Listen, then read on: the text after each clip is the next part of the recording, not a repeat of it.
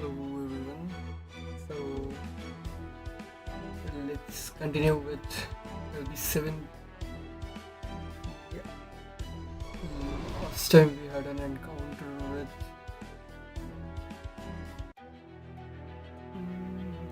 last time we had encounter with the king of the Oslama. The Escalipoca also showed up as well, and our crew almost died. So yeah, now we are currently going through the fourth strata, and the Oceloma captured Da Vinci, Sion, Nemo, and Caddock as well. Okay, so yeah, let's get things started with Section 8, Second Underworld. It's Lahuati, Lahuati, Lahuati.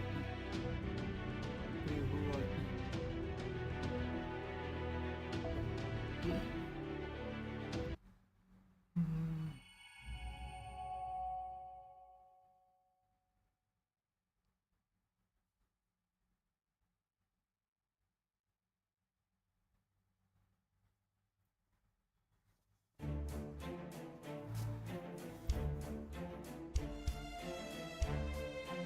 The wind's gotten cooler. We must be approaching the second underworld. The storm border is still being repaired, so we can't call the command room. We can manage one-way voice-only transmission for a few seconds, but that's only for emergencies. I'm recording a video as we go, so I'll be submitting it to them as a record for this mission once we get back. And we weren't able to fully recharge the Autonax, so will will have to keep conserving energy. So let's try to avoid danger as much as we can and take the shortest possible route to Mexico City. We still need to cross the second border of the underworld before that. What sort of trials should we expect that when I crossed I had to traverse a mountain trail? It was quite tiring, especially as the wind was very strong, but other than that there was nothing harmful. Oh right, I suppose I did slip and fall a few times after getting lost in thought. So I hope you'll all do your best to catch the person next to you if they look like they are about to fall. Oh, there was also some sharp obsidian lying around. If I had been withered down by the wind, so it will cut you if you fall. The cuts won't be terribly dangerous, but humans like you could lose a great deal of blood if you fall enough. Well, I don't have to worry about that. I float everywhere I go. I don't have to worry about the wind blowing me away either. I might look, I might not look it, but I actually weigh literal tons. I think you are mistaken. You couldn't possibly weigh actual tons. I'm not mistaken. Probably even more. I know for a fact I weigh over 10,000 tons. The only reason I don't have any effect on my surroundings is because I'm constantly manipulating gravity. How else could I make gravity fields? You really weigh that much at that size? Wow, Olga Marie, you must mean you are warping time and space just by existing. Did you really have to put it like that, Mush? That was a nice face. Hmm. Then I believe we should be fine if you block the wind for us, Olga Marie. On which note, we are here. The second underworld. It's Isaac. I'll just Google it instead of just reading it randomly. Is who are ill pronounced. Okay.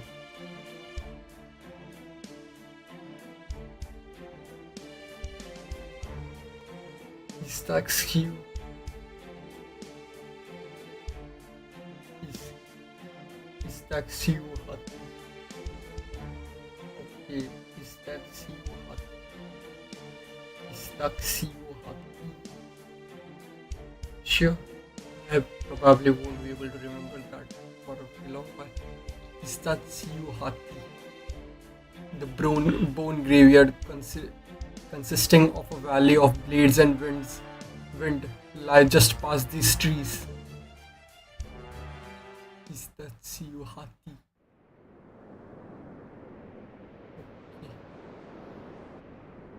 These are just jagged rocks. Okay. Uh,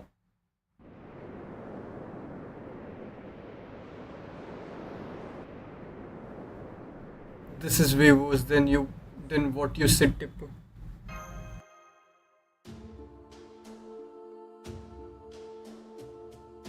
Right?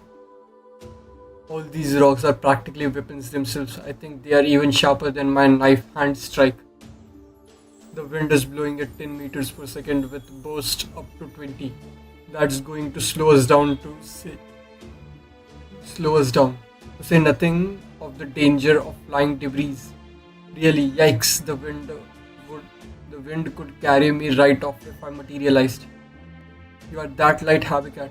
All right. In that case, make sure you stay hidden in your spirited form. The temperature is more than a little unforgiving. Wind this cold is likely to slow even servants. Oh my, I am surprised to hear such timidly from a disciple. Perhaps life as a butler has made you weak. Yeah, also, Koyanskaya just showed up last time too. Because of the lipstick that Gordov had in his pocket. That happened last time. Just think of this wind as a gentle mountain breeze and you should be fine. Hey, where do you get that coat? No fear. I want an NFF service coat of my coat too. I'm sorry, but this item is one of a kind. Though I do get the impression I once received a fur coat from certain someone. Oh right, I was so pissed off I threw it in my storehouse, so I don't have it on me at the moment. If only we had some hot pepper water right now, and something to keep us all tied together. Pepper water. What? When you say hot pepper, do you mean the spice? No. Here, hot pepper is a mixture of honey and herbs. It's sometimes called honey orchid. It's cause the body to it causes the body to generate heat, so we use it in cold periods when the sun is at rest. I apologize for not bringing any. I don't generally use it myself. Hmm. What? Why are you rummaging through your bag? There is no point looking for stuff you don't have, right? Actually, I think I do have some.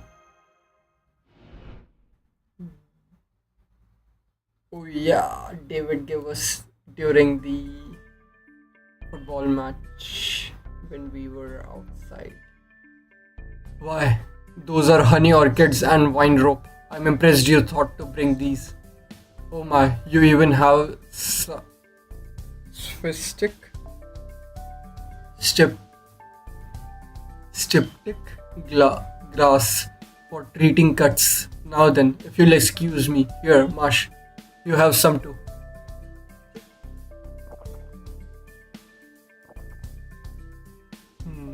Oh wow, it does remind me of honey. It's sweet and tasty. Interesting. This is hardly a field of expertise, but I think this could make for a good secret ingredient for curry. Does she also want to try? I do have some interest in Lostbelt medicinal cooking, but I'll pass. I'm good with my coat. Well, down the hatch. Hey,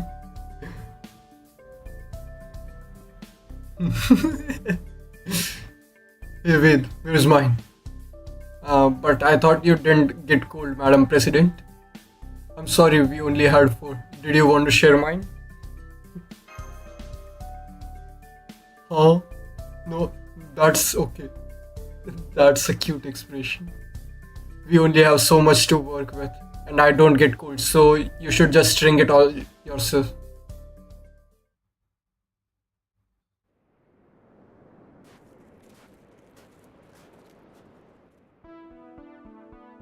At least we are halfway to the peak now. Indeed, we are lucky Olga Marie is blocking the wind for us. This would be even harder otherwise.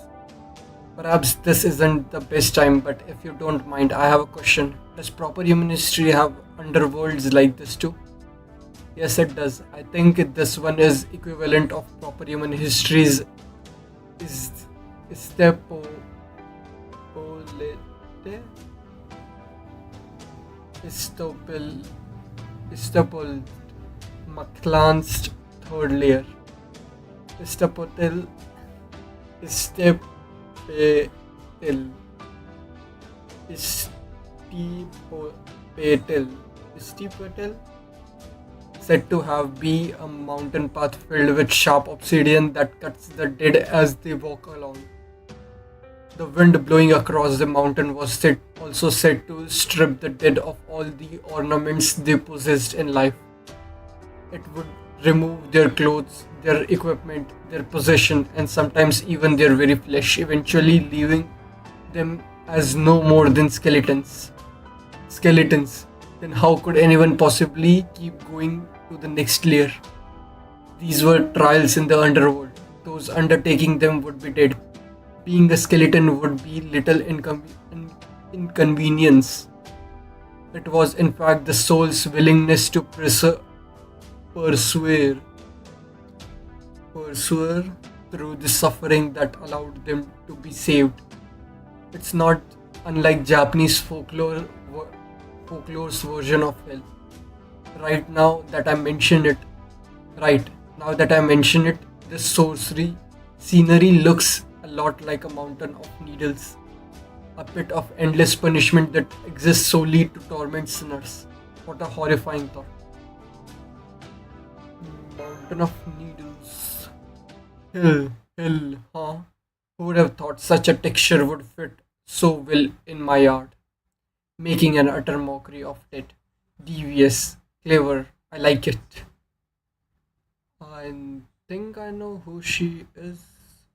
Imagine punishing the dead instead of saving them. That truly does sound far more hellish than this place. Ha ha ha ha ha ha ha ha ha ha. Okay, that creepy laughter and flapping. Welcome apes, welcome underworld pilgrims. Let me show you the way. Let me see what you have got. Let there be a new mark of agony made in this ever-changing Meklan. But now is the time to tremble in fright. Tremble at Kamazoth. Tremble at the Lord of the House of Fear, the King of the Underworld, and the wings that strip the flesh from living. Yep, now is my time to take back command spells. You have got different team than last time, don't you? I see you lost one ape and gained another. What a shame, I never got a chance to try that child's blood. Pity he is dead now. Yes, what a pity. How dreadfully sad. To think he would give up the honor of sacrificing his blood to me. Kamazoth, after I had my eye on him. Servant blood still tastes terrible, of course, but still, it's the principle of the thing. What a waste. Try not to meet a similarly luckless end. We almost never get visitors here. And I like proper human history. Your ape blood tastes a lot better than Dino's blood. Oh, Koyanska is mad. I've never seen such hostility from her before. That's Kamazot, the Mayan god of death. No need to explain. I know the name Kamazot. He is an evil Mayan god in proper human history. That's the enemy Mash described in her report. The one using Lord Vade's command spell for himself, right? I'll have to put a speedy end to him then. I already tell I can already tell talking to this one will get me nothing but a headache. Okay. Oh, that weapon. That smell. I remember your face now. You are the woman who snuck into Maklan and took the cryptor to the outside world. Took the cryptor. And that's not all. You are also the devilish rabbit who sold weapons to the Oslome.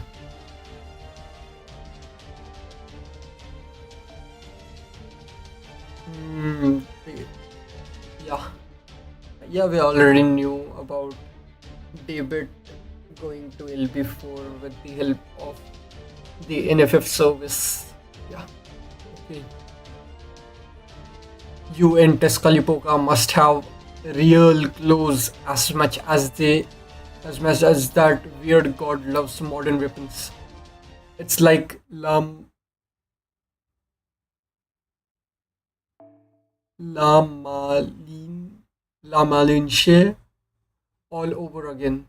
You are the latest evil woman to poison the Aztecs and help bring about a new country in Mexico. What? Oh my, is that true? Of all the ways to find out how the Oslomite got their weapon. He's right, that does explain some things. NFF, Koyanskaya. Ouch, that I've been slapped even though I had a strict hands off policy. Hey, it seems the bunny is out of the bag. You're right, I did provide the Oslomare with firearms. Wherever humanity is, uh, wherever humanity in all its foolishness goes, they can rest easy knowing NFF service will be there, right there with them. However, those weapons were loaned out of a trial period to last 1 month and not a day longer. But then that accu-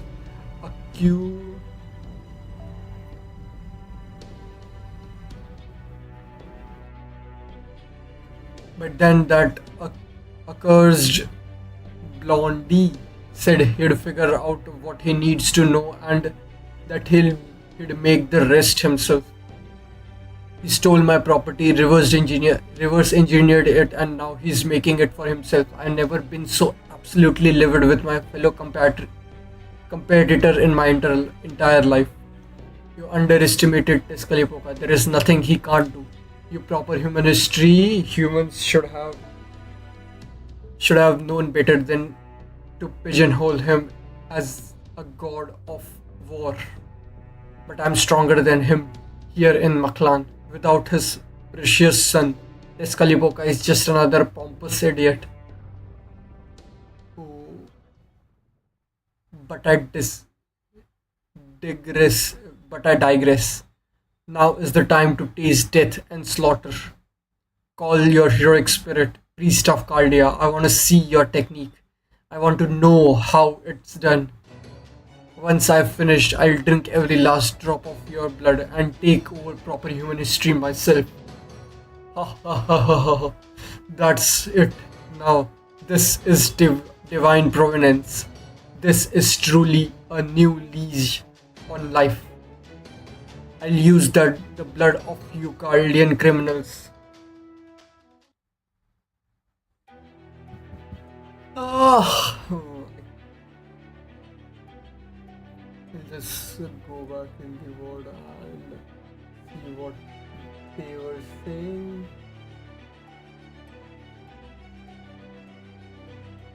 Alien criminal to bring my Maklan back to life. Now let's see those delicious looking hits. Okay.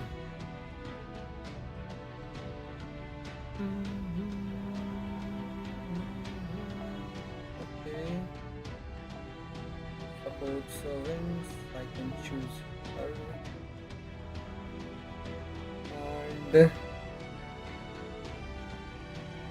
there?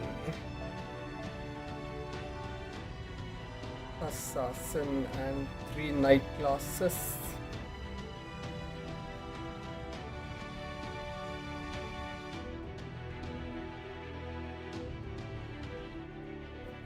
Sure, let's just go with Berserker. Berserker. And it's Assassin, so Caster should be fine. Okay, and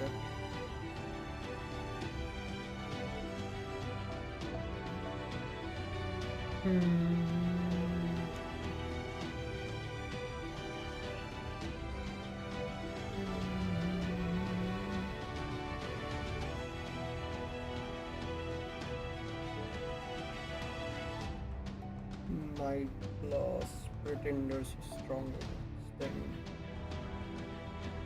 it's fine. I'll just use it for this and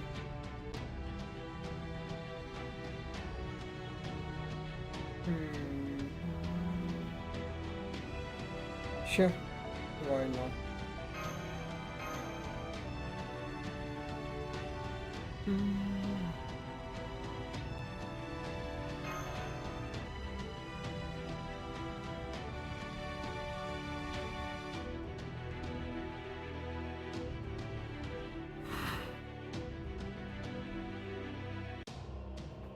敵味方いいわ、まとめてかかってきなさい。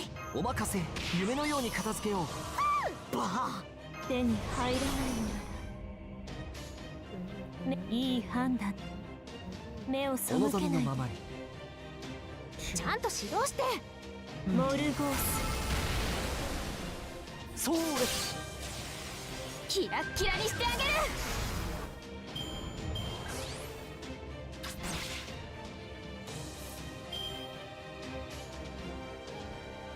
見せないわよ。演説の時来たわね。あ、ちゃんと指導して。じゃあキラッキラにしてあげる。当てるわ。当たってウルトラバースト。 Just a bit. いい判断です。死になさい。何？サービスだとも。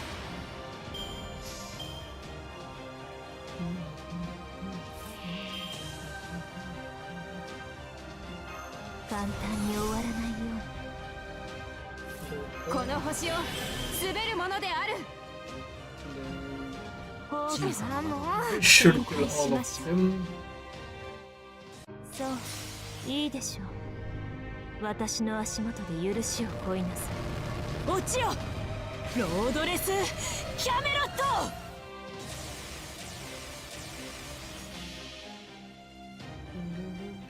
星の宇宙に物見の打て楽園の端から君に聞かせよう。罪なき者のみ通るがいい。ガーデン・オブ・アバロン。当てるわ。当たって。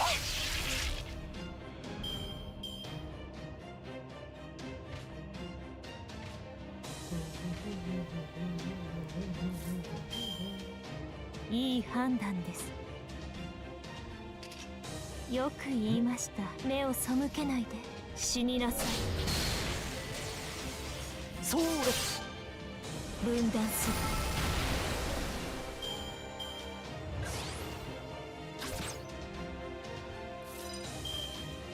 お任せ、夢のように片付けよ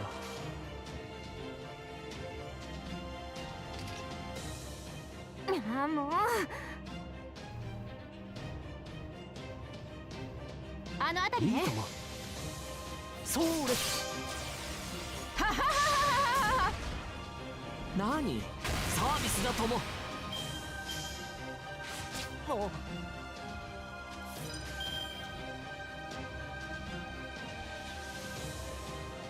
ちゃんと指導して。では演説中よ、静かになさい。キラッキラにしてあげる。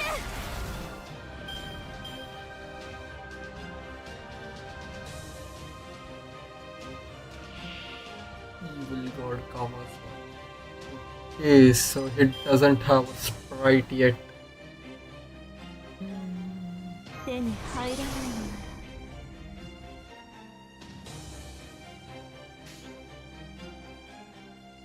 なら暗き王の話湖をするとしよ来たれ。よく言いました。慈悲だ、神戸を垂れよ。恐怖はない、希望もない、何人も通るにあたわず。星の宇宙に物見の歌、楽園の端から君に聞かせよう。罪なき者のみ通るがいい、ガーデン・オブ・アバロン。魔女ですの。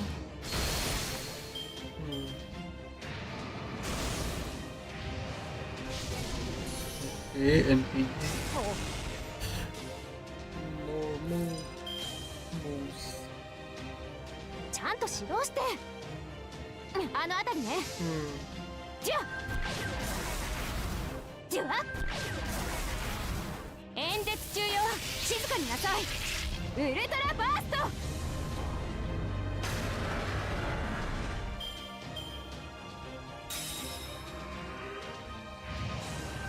Blood soaked eggs. この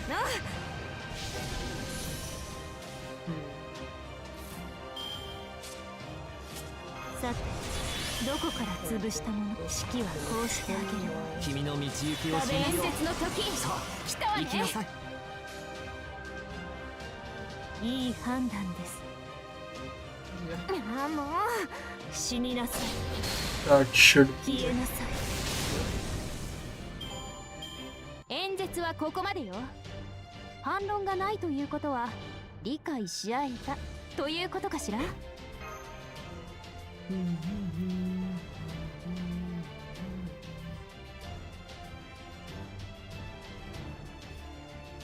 be.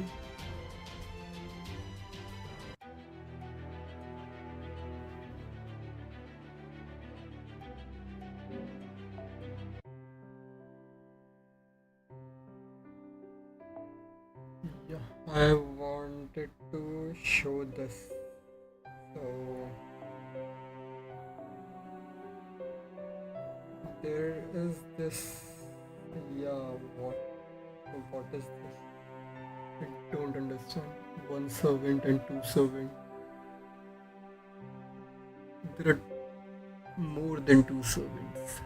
So is there different scenes in some of these sections where we can choice changes some of the dialogue, or because if only some of the dialogue would have been changed, then it wouldn't show up as two different sections, but it shows as two different, so there must be something else,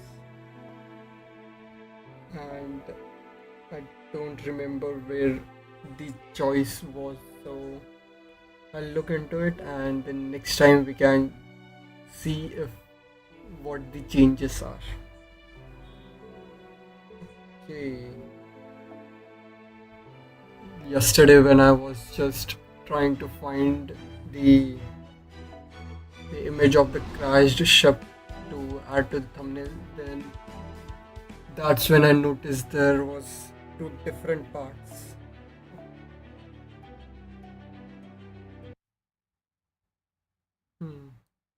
Let's continue.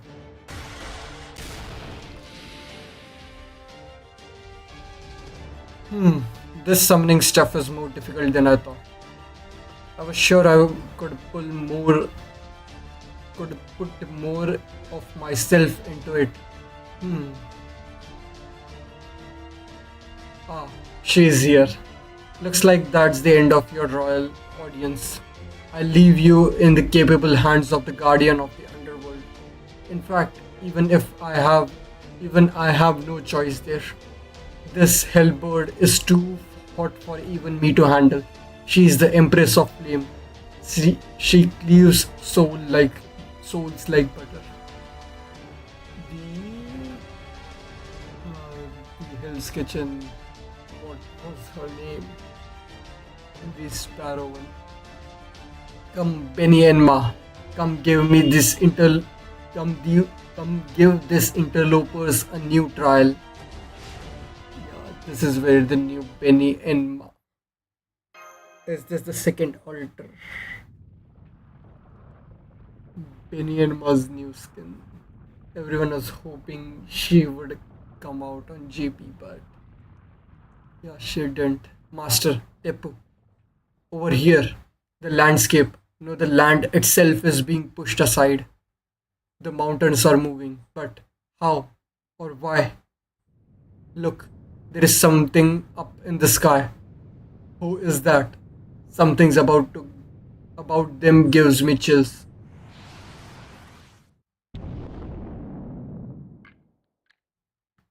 Hmm. Yeah, it's such a good design.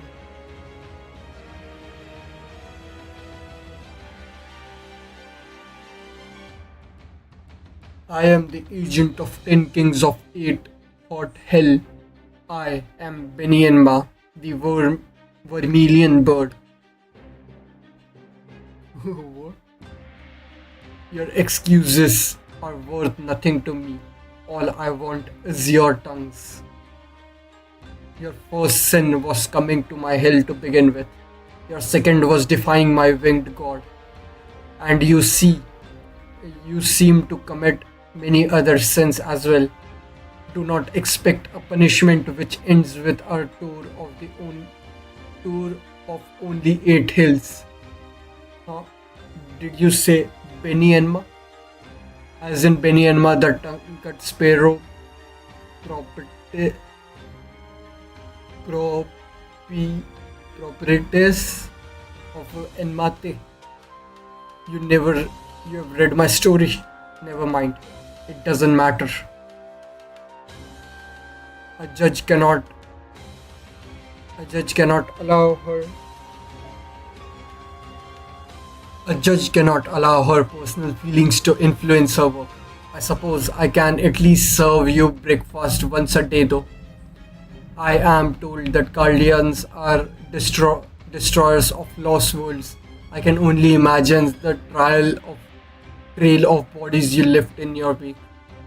For that alone, I will not say you are evil, but it is your own heart that makes your sins weigh so heavily on you. My sword is only as sharp as your conscious decret- decretus. The better person you are, the easier you will fall. The more evil, the more painful your death. The living and death are equal in my eyes. My verdicts can kill even those who are already dead. Now, let us have a good, clean trial. Okay.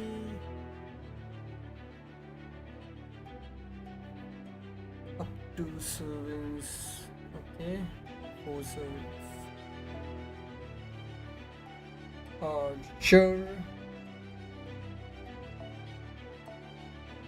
Super Iron Man.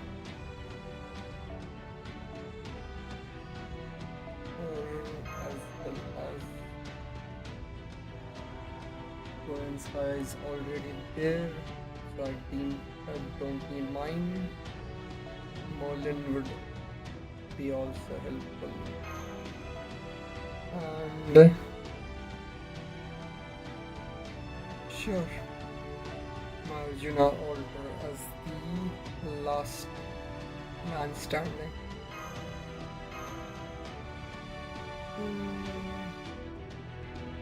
Yeah, this looks fine.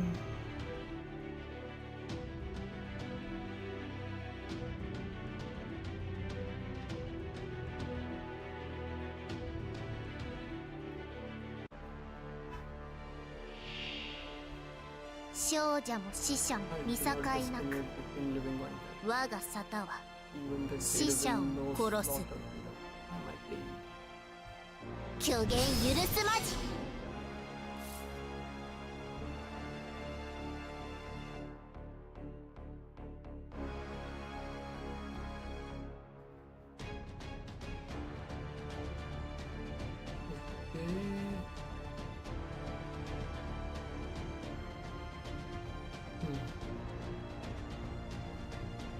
Okay, buff block. 5 left. この星を滑る言うことがあるでしょ。 Only one critical away. Hmm.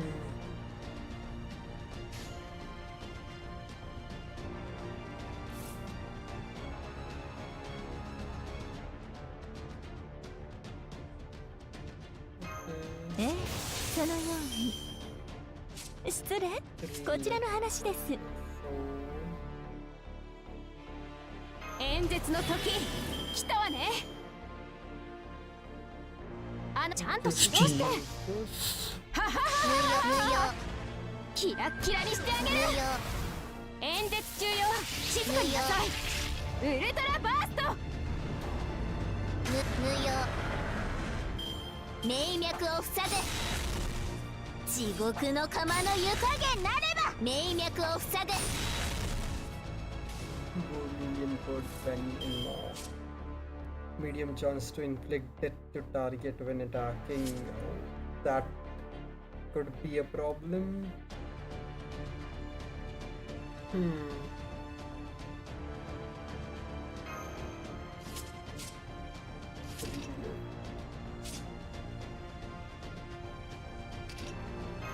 A charge didn't end up.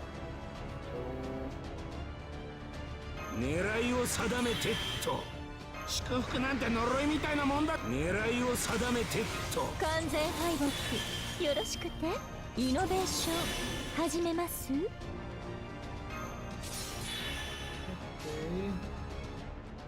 まだはいよっと。吹っ飛びなさいませ。無用。ほらよ。せい。無用。 That's the brave 針地獄がふさわしい。 plan to commit more 地 sins. 獄の釜の湯加減なれば読み上げる。アルテミス。読み上げる。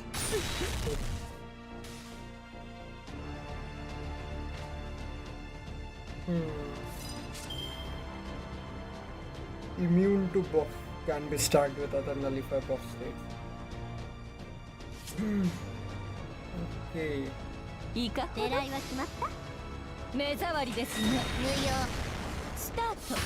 無用。どうかしら。無用。偽死だ。読み上げる。地獄の釜の湯加減なれば。 And it's missing, or else it would have been a lot difficult. Also, only 3 turns.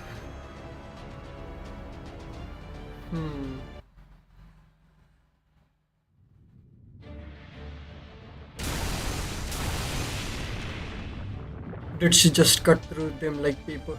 Is she seriously using the mountain as a sword?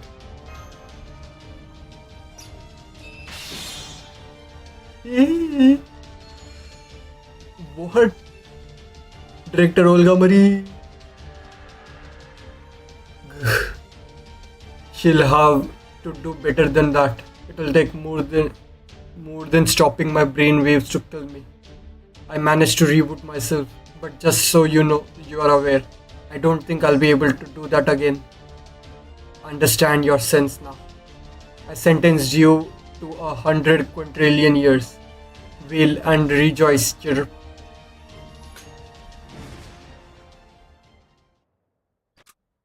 Benny and Ma just flew away. Does this mean the battle is over? It can't be. Benny, my darling Benny. How could they make you grow up like that? I'm going back to Tunguska. She didn't belong to you anyway. Don't let the door hit you in the tail.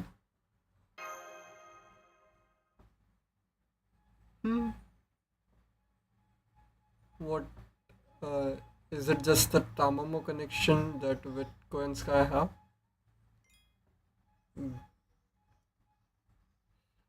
Okay.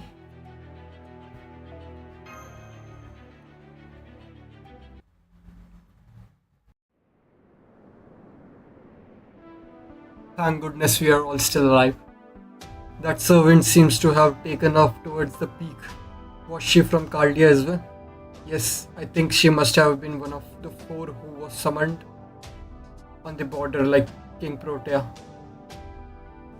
Let's just forget about her. I doubt she'll come after us again.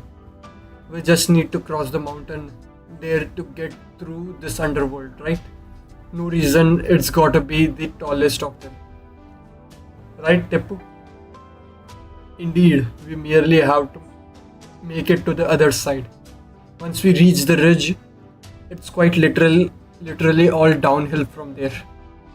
True. At least this time, young Miss is entirely correct. For some reason. What do you mean by for some reason? Benny and Ma. I don't know where she came from, but where she comes from, but her spirit origin was at the scale of a divine spirit, and then there was her fearsome sword play.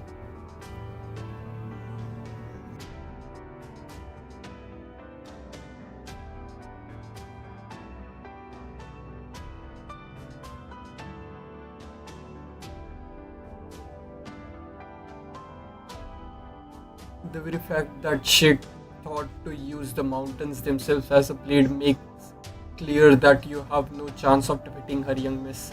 At least as you are now. Oh, come on. Who uses mountains as sword? They are heavy, they hurt, and most of all, they are scary. We are on urgent mission. If you desire revenge upon her, you should do so after we have saved Wade's companion in Mexico City. Yeah, I guess you are right. Unlike Protea, she doesn't seem to be in any pain. What about me? Who's gonna heal my heart after seeing my poor Benny like that broke it? Oh, Benny, how could you grow into such a hassle and hardy delinquent with no trust in society? I get where Koenska is coming from, but yeah, I don't think there is anything we can do for her now.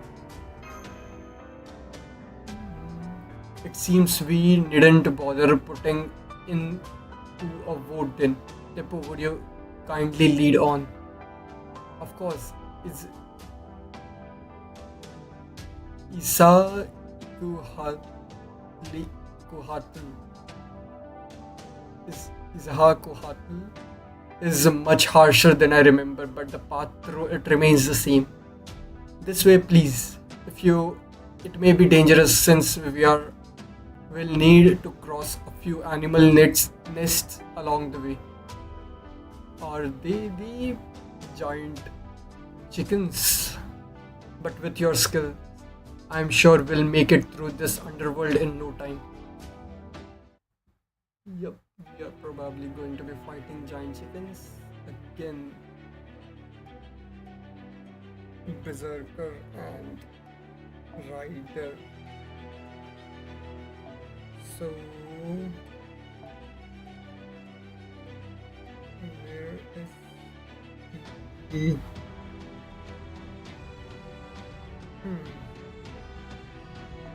Hello? No, let's just go with the steam.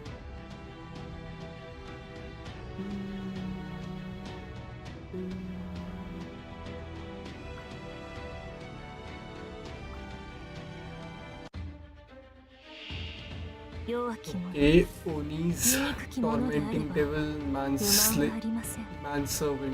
むしろ上がります。お任せ、夢のように片付けよう。あまり悩ませない。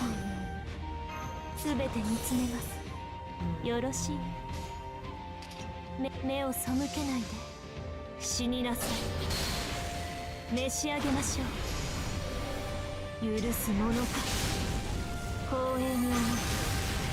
私は本気です。Does AoE attack all 6 of them? let's see. あの辺りね。宝具を身の程を知れ。 Yep. It attacks on 6. That's something. それは絶えず見た滅びの夢。最果てにありながら鳥は明日を歌うでしょう。ロードレスキャメロン。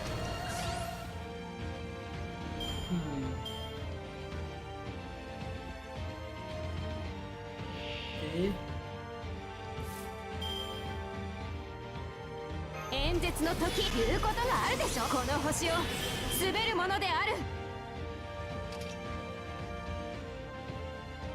あ、ちゃんと指導して。動かないで。ギャラクシー身の程を知れ。 Good. ウルトラバースト。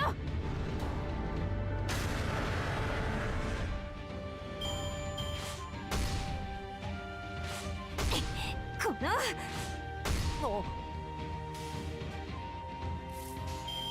ああ、もうあの辺りね。キラッキラにしてあげる。じゃあ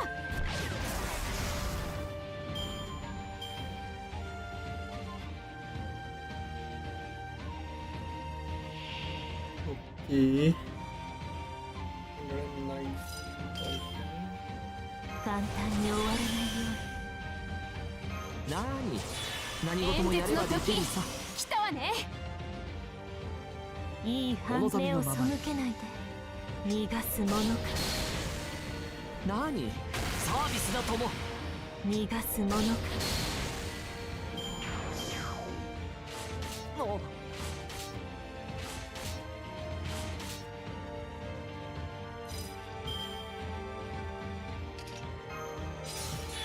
この星を言うことがあるでしょ。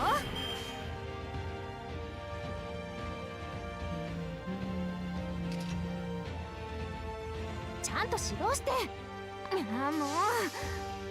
じゃあ演説中よ、静かになさい。知っているかしら。ウルトラバースト。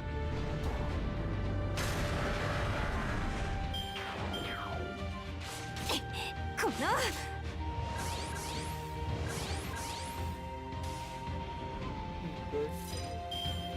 お任せ。夢のようにこの星を滑るものである。よく言いました。いい判断です。分断する。そうです。分断する。あったあったあった。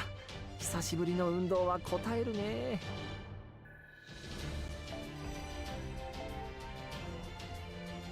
Okay, yeah, Atlas Institute.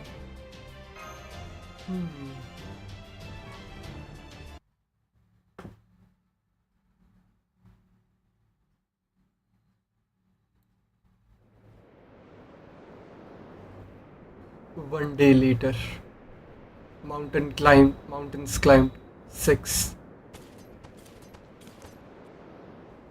So far so good, no problems to speak of. Then how do we explain the infinite loop we are caught in? I knew it. Well, that explains why I have been sweating so much. So you've actually been worried. You seemed so calm while you were guiding us. I had no idea. I appreciate your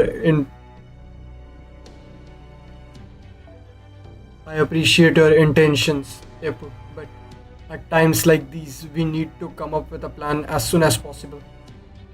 I guess dinos and human internal clocks are more different than we realize. Oh well.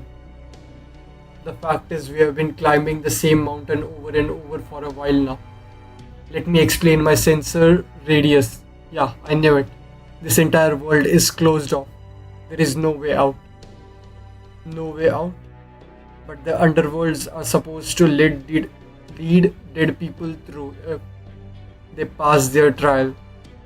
Doesn't having no way out violate that rule? Damn, that's right. I now understand. Benny Enma is the new guardian of the underworld. Consequently, this underworld's rule changed to suit its guardian. This second underworld is no longer a valley of blades and wind. It became a hell from Japanese folklore, which means it keeps people trapped inside of letting them pass through. Instead of letting them pass through, the new trial is to serve out our sentence. Pretty short. Wait, I think. Pretty sharp. Wait, I think you are right. Also, didn't that servant say something about 100 quintillion years before she left? Butler, remind me how many digits are there in 100 quintillion? Of course, young miss. Quintillion is the next order of magnitude after quadrillion of of tens to the 20th power in notation format. Are you kidding me? Even I'll be long dead by then. Yeah, quintillion is a very big number.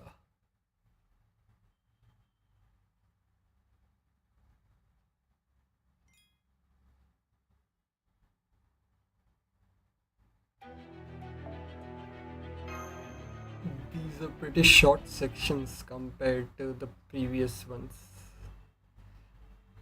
Hmm. 100 quintillion years. What does that mean? It means there is no point even trying to serve the sentence. Hell, not even a red giant star could serve that sentence. I guess Benny and Ma's concept of hell comes from Buddhism. India was one of the first countries to discover the concept of zero, so they must have very well versed. They must be very well versed in numbers. All that aside, 100 quintillion years seems a little exclusive. I mean, those are very literally astronomical numbers. Life imprisonment, indeed. It seems clear now that our only path out of this is a jailbreak. A jailbreak, but how do we do that when there is no way out? Is that simple? Oh, that simple. If the underworld transform into an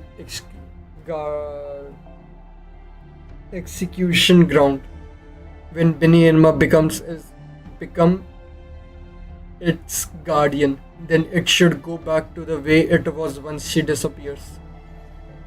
I know I originally recommended leaving her alone, but now that we understand our situation, we have no choice but to defeat her. Don't you agree with? What do you think, Kwenska? Of course, I'm against it. As far as I am concerned, that fake priest can just die. Still, it does seem like we won't be able to leave this boundary of the underworld without defeating her. And since I make a point of pride to separate my personal beast feelings from my business dealings, if you decide to go after her, I'll lend you my full support. Then we are going to fight her, yes? That's all well and good, but I don't see how we can win. Yeah, she just buffalo blocks her. True, her sword seems to be capable of killing even the dead. Fortunately for us, this hell follows the Japanese model, which means sinners simply come back to life once killed. That was why young Miss was able to will herself back during our earlier battle. So we know servants will come back to life no matter how many times they are killed. As such, it comes down to how much pain and suffering we are willing to endure. That's not what I mean. I want to return her to the way she was. She wouldn't even be here if she hadn't answered Caldia's summons. Well, that just makes sense. Of course, we need to keep as many capable personals as we can. Right, I agree with Master. Then you can do the same thing you did with King Protea, Father Kotomine. You can slip past her deadly blade just like a stray bullet from an ocelot. Hahaha, I'd be grateful if you restrained from volunteering me for such obviously reckless course of action, Tipu. Unfortunately, I don't think I can do that this time. King Protea's infections was concentrated in her mask. But I have yet to see any specific item causing her transformation like King Protea, which means I can't cure her alteration. Then only choice is to kill her. I see. So your hands are tied this time, Father Kotomine. Then I have a suggestion. I think Benny and Mother Tongue Cutting Sparrow must have been forced to grow into her current form. This version of her is her future self after she completed her training and began to substitute for the King of Hell. That means it's not a superficial transformation but a genuine forced growth. And that means all we need to do is make her young again. Quite an idea, expertly weaving through your own personal interest and desire for profit. I see only one issue with that plan. It is impossible. Unless someone has a spell or noble phantasm of rejuvenation that I am unaware of. Of course, they don't. But aren't you forgetting something? Past, present, and future all converge in the underworld as long as we have enough magical energy. We can summon as many servants as we like while we are here. Which means we have no end of willing collaborators to choose from. Isn't that right, Master of Caldia? Hey, yeah, I can just summon a heroic spirit with a legend about becoming young again. I'll search the database right now. Who could that be? Given how many missions we have completed, I'm sure we'll find a heroic spirit with rejuvenation noble phantasm. Rejuvenation. Oh, I'm so sorry. My enthusiasm was misplaced. There are a number of heroic spirits whose noble phantasm deal with immortality, invincibility, and the like. But I didn't find any who can make someone young again. What about what was that guy's name? Uroshima Taro. His story is all about age, right? Ha ha ha. I'm afraid you're mistaken, young miss. Taro's story involves suddenly getting older, not younger. I can't think of any fairies with de-aging legends either. The only ones I know of involve fairy pranking people by making them old. So even summoning heroic spirits cannot necessarily solve every problem. What a pity. I hope Father Kotomine's flying to her is our only choice. I must say, Tepu, I really don't understand your sense of humor. There's got to be another way out of this. There's got to be. If we can't make her young again, then...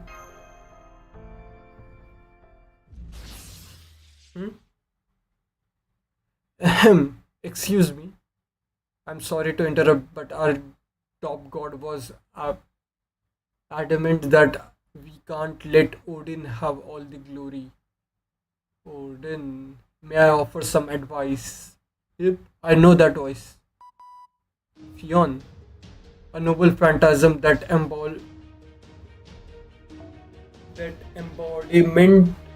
is an embodiment of or sublimation of a given heroic spirit's legend, their trump card if you like.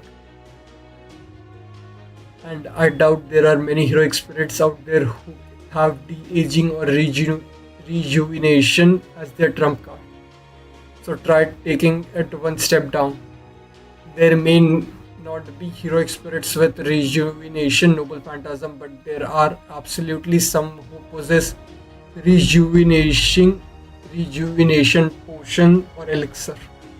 I'm afraid I don't have anything of the sort myself. But can you not think of one who does?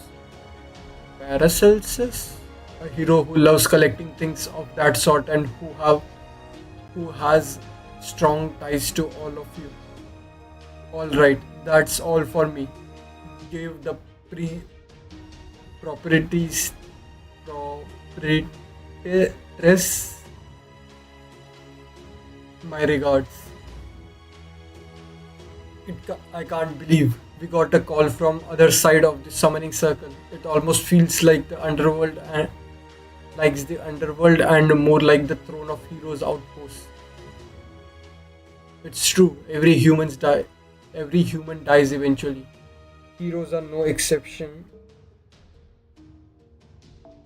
So the underworld, that is the next world, is both a melting pot of human data and its final destination. So why would Tezcatlipoca put such a thing here? Could there been another purpose to these boundaries of the underworld? Any idea who he meant with? Nope, can't think of anyone. Seriously, think harder, you idiots. How can it be? Oh yeah, potion of youth. Gilgamesh has the potion of youth. Completely forgot about that. How hard can it be to recall Urk's great king and one of the greatest collector and heroes of all time?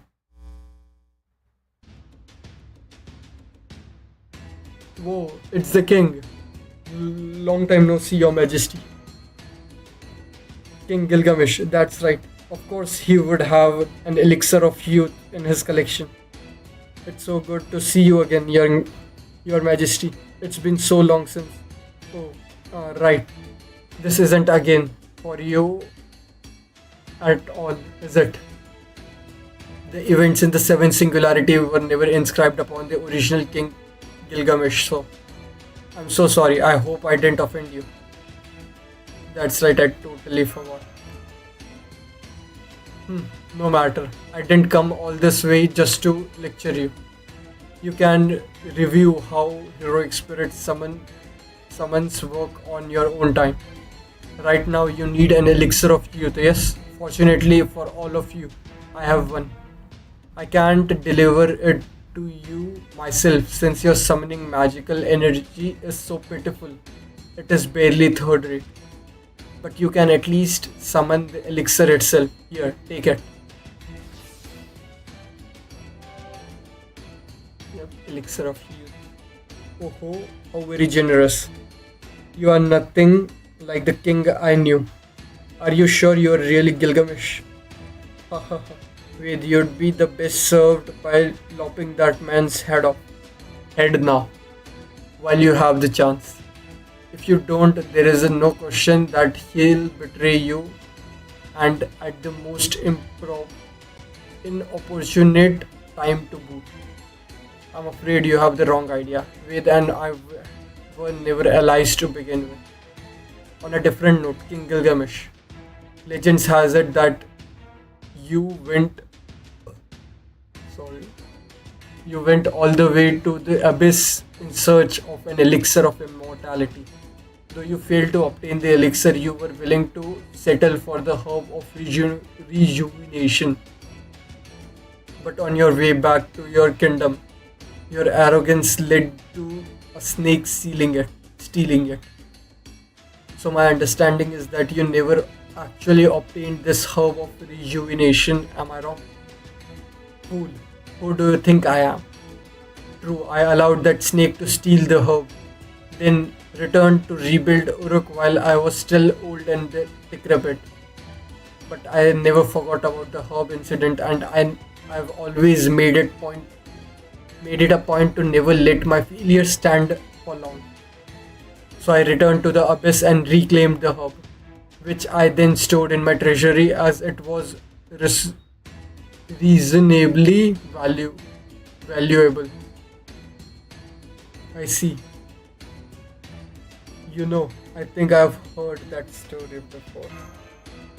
Nope, I don't. Alright, farewell, last master of humanity. I wish luck on your pilgrimage in the underworld. Hold on, I can't let your earlier remark about Senpai being only third rate pass. What do you take issue with? His magical energy, catalyst, and luck are all pathetic. His luck, especially. Did he leave them all at home? But I suppose third rate is indeed a step too far. Congratulations on making it to second rate, Kalyan. Thank you.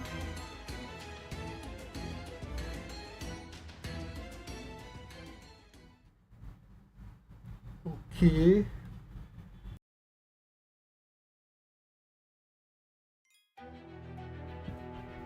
Final node of the section.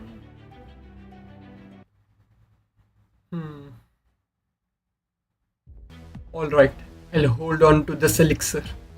The rest of you will fight Lady Benienma until she's no longer a threat, or at least somewhat exhausted. Then I'll do whatever it takes to get her to drink the elixir, even if it costs me my life. If all goes well when we are done, we should have the original, pure-hearted, innocent, deliciously gullible Benienma back on humanity's side.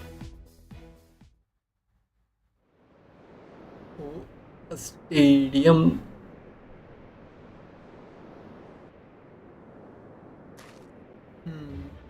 What are you sinners doing here? This court has already passed judgment on you.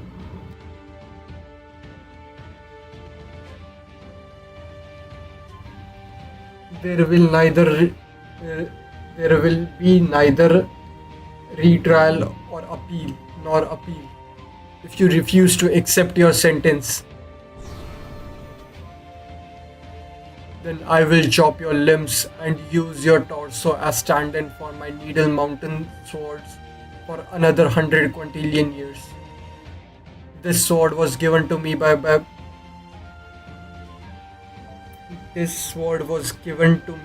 the Buddha himself.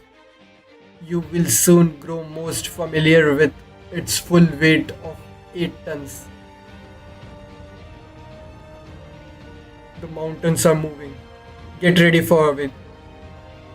Try to call on servants with this resistance. If you can't get any, I'll figure something out myself. You stay out of this one, Mash. Without a spirit origin, there is no coming back if you die. Right, thank you, Olga Marie. Okay, so Skadi is what it is.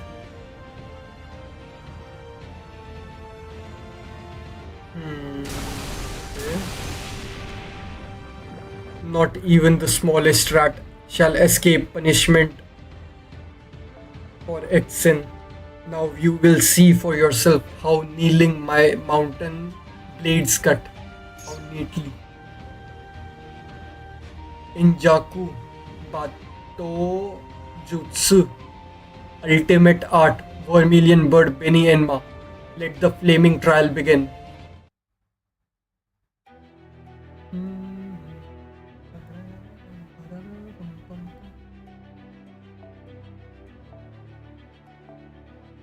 Support. Choose her. And someone, I don't know. Sure. With this and where is it? Ooh.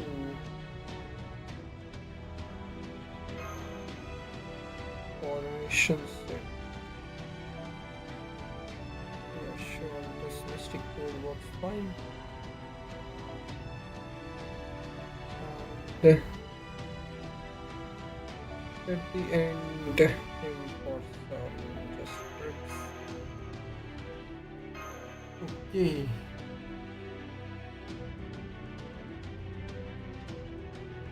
Now who could that last servant be? 刑を受けぬのであれば処するまで。円弱抜刀術奥伝。明け随長紅閻魔。参る。少し肩をほぐすだけ。お前たちのためではない。古きルールをこういうこともできるね。 A medium chance. What does this say? わがまま気まぐれ古きルール言うことがあるでしょ。演説の時来たわね。センスない。Okay.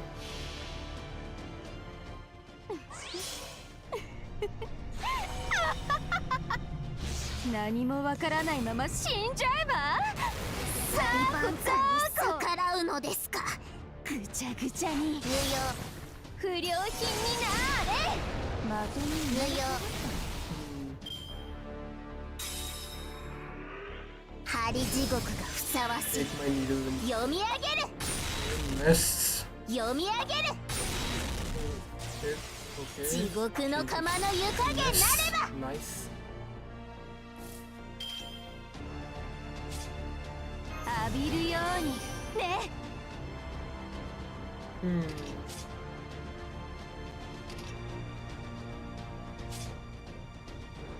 言うことがあるでしょ。ああもうあなたちゃんと指導して。知っているかしら。動かないで。演説中よ。静かになさい。1兆分の1になれ。無用無用。読み上げる読み上げるこの読み上げる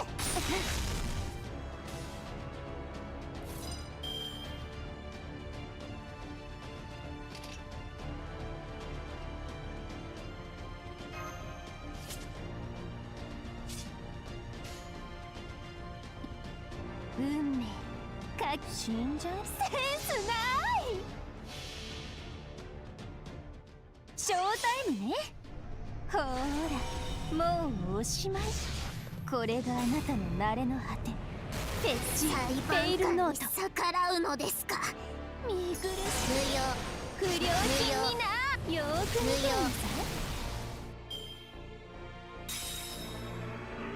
虚言許すまじ。 Things must 針 be 地獄 finished. がふさわしい。読み上げる誰か That's 地獄の釜の湯加減なれば。 20k minus.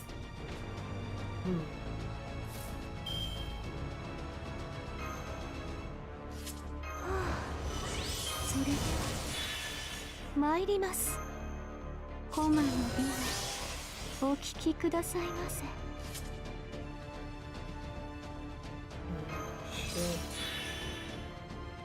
演説の時言うことがあるでしょ。はい。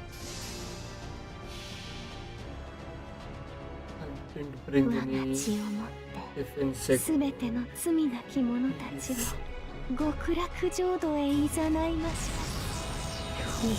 That's a pretty 逆らうの strong ですか。 defense. しばき無用御陀の剣で罪を切る。無用。見せ死だ。読み上げる危険火炎ポーテ。思考能力が低下したわ。ちょっと下がります。Double death. Okay. First Hassan.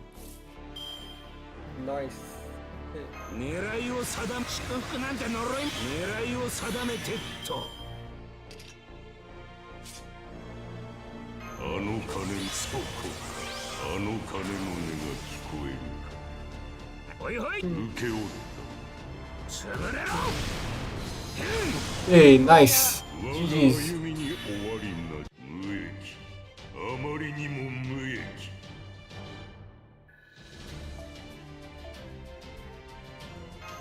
I need feathers. That's good. Okay. Then. Shoo. How are you not? How are you weaving through my needle mountains? You are not even kingfishers.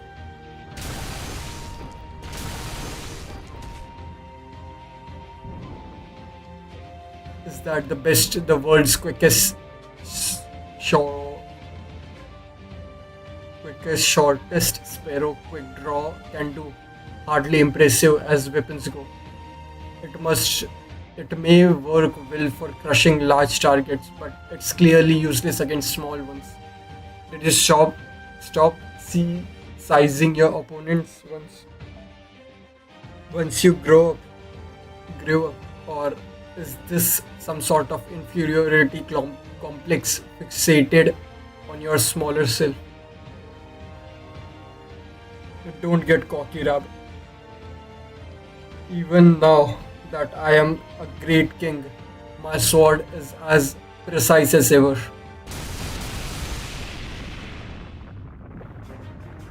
This is it. This barrage is exactly the opportunity I was waiting for.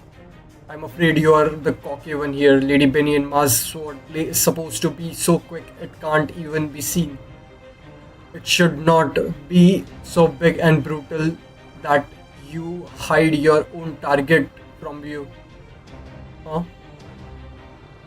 Goats. Goats? Goats aren't the only ones who have an easy time crossing mountains. A bunny on a bike can do the job just as well. That's a random sentence. Now watch me thread the needle in your place.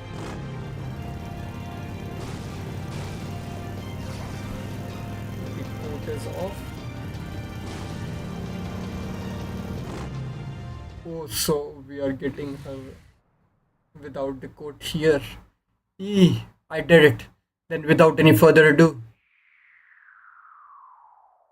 What are you doing, you pervert? Chirp. This is nice expression. Okay. What? Did Koenska just kiss her? I'm beyond mortified. Chirp. I'm so sorry you had to see me like that. Please allow me to introduce myself properly. I'm Benny and Ma, the tongue-cut sparrow. And you must be Master of Caldia. Thank you for everything you have done to protect humanity so far. I wish you luck in continuing your quest, though I also hope you won't push yourself too hard, Chirp. Now, I'm afraid this only service I can provide you a good bed and sound night's sleep and a delicious meal. But if any of those will help you smile, I'll gladly offer whatever I can. Please call me Benny from now on, Chirp. If you need me to use my Bato Jutsu, just say the word. I believe you took great care of us at the Enmati.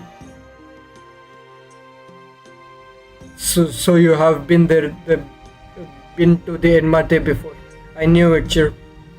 I don't remember that encounter, so from my point of view, it must have happened after this meeting here. I know it's against the rule to ask you something like this, but which time period and which Enmate did you visit? We visited during New Year's. You, Toshi, and all the other sparrows did great job running everything. You were very good to us. I see. What a lovely smile, Mash. I am not entirely sure, but hearing you say that makes me really happy, Chirp. On another note, can you do anything about this overgrown jackrabbit clinging to my leg, Chirp? Please say it isn't so. Benny, how could you not remember me? I do know a fox shrine maiden who looks just like you, but I feel nothing towards you whatsoever. It can't be. I mean, I'm certainly used to being cold to me, but this is too much. You would still be your disgraceful alter self if it wasn't for me. That was no disgrace. Eventually, I will act as a proxy for the 10 kings. That means I will one day grow up into that form you saw earlier, and that's nothing to be ashamed of, Chirp. My disgrace was in you dodging my Needle Mountain sword.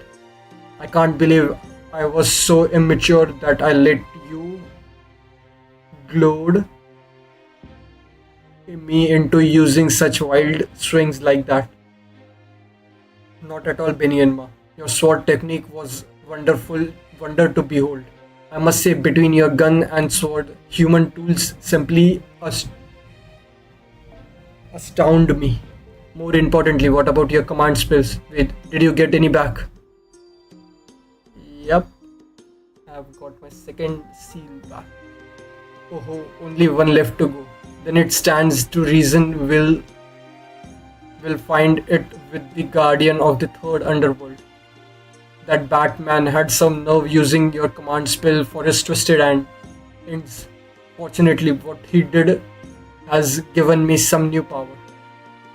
It's a shame that I can only remain here in Maklan as a guardian of the underworld. But thanks to that, I can now become a grown-up whenever I want. Chirp. Please go on ahead, everyone. Don't worry about me. In your next battle, when you face an enemy that you must put all your body and soul into striking down. That is when I will show you the power of Enma's true ultimate art. Sure. What next battle? Come now.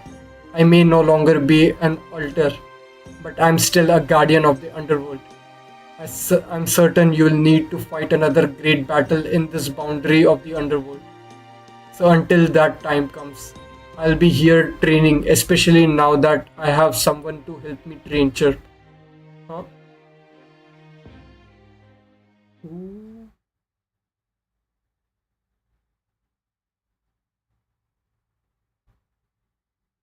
Koyanskaya? Is she talking about someone else?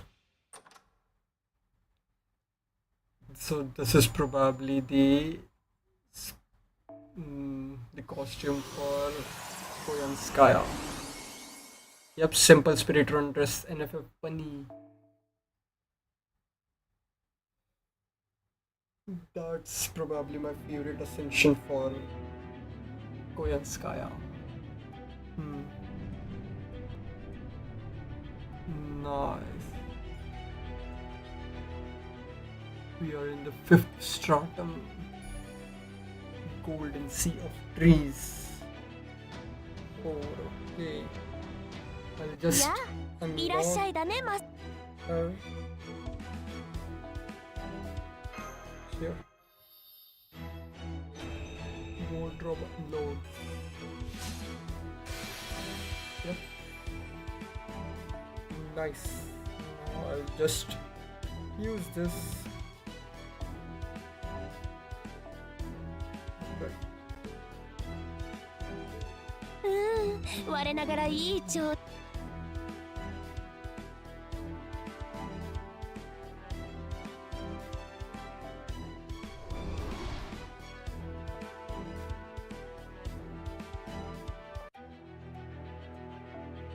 Lost City of Water, Section 9.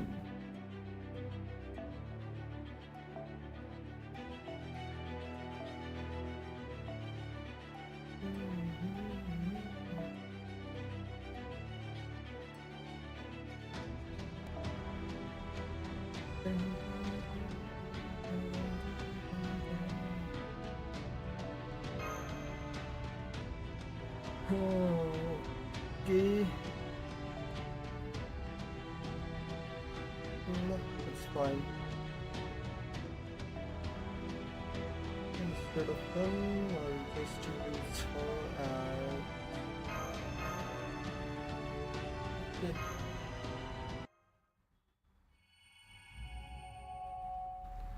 Section 9, the Lost City of Water.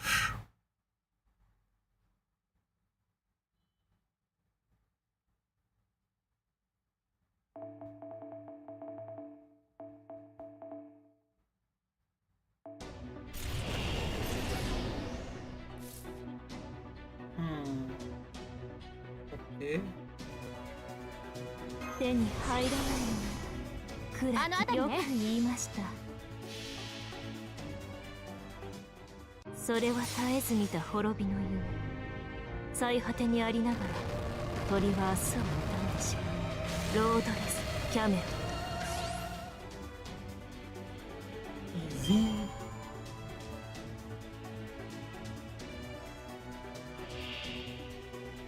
NFF tank. Devilish so cheaply. あまり悩ませないイノベーション始めます。楽しくなるでしょう。はい、MFF サービスです。もちろん物に終わらないように。よくいい目を背けないで死になさい。 She. アコーロモルゴース公園に思い私本気です。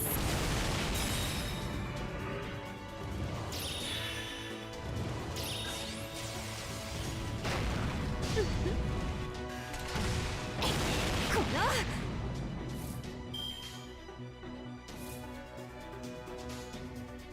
の目を背けないで。そういいでしょう。私の足元で許しを乞いなさい。落ちよロードレスキャメロット。内側から終わる。キラッキラにしてあげる。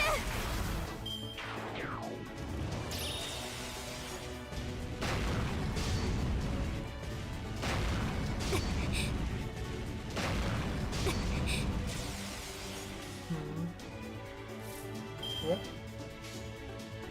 よく言いました。ちゃんとしそうました。そうそう魔女ですので。当てるわ。当たってバック。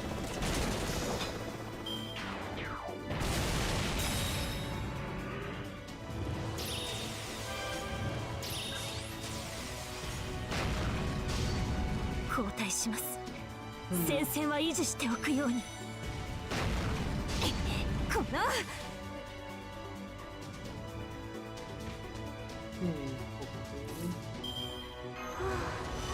おいしいコマのではそれで参ります。コマがやっちゃいましょうか。最高品質でお届けしましょう。ジャッジメントでございます。ください。我が血をもってすべての罪なき者たちを極楽浄土へいざないましょう。一へ。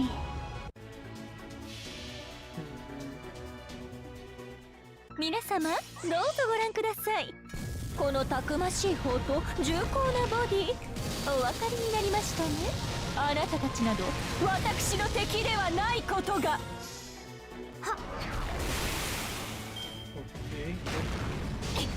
この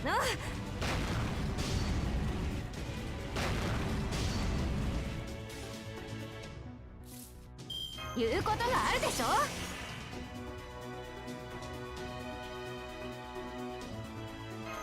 イノベーション始めます。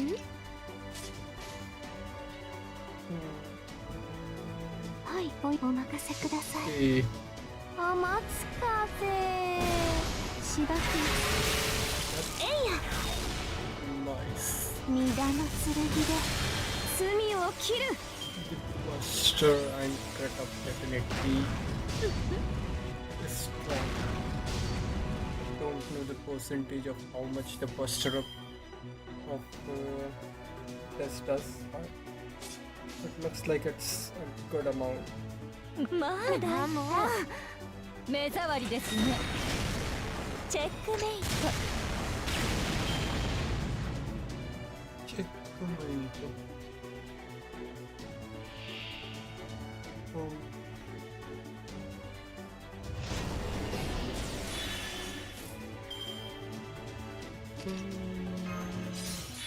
それで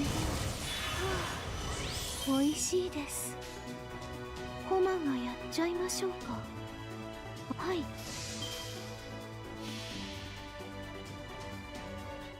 我が血をもってすべての罪なき者たちを Should 極 do 楽 decent 浄土へ amount. いざないます。 Shh. 一 Overkill on the card. コマビーム。GG's. 白北をスタいたしましょう。これが勝利の V サインですね。 Show your visa. Victory's visa.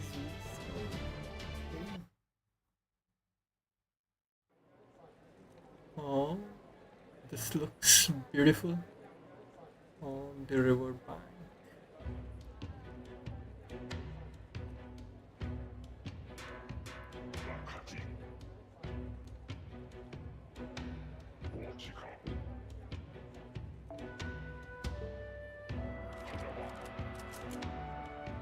What are they saying?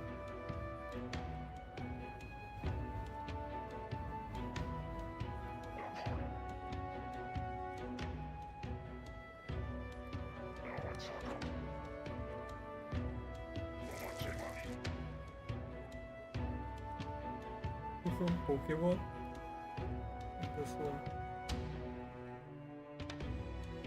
Oh my, this is not what I was expecting.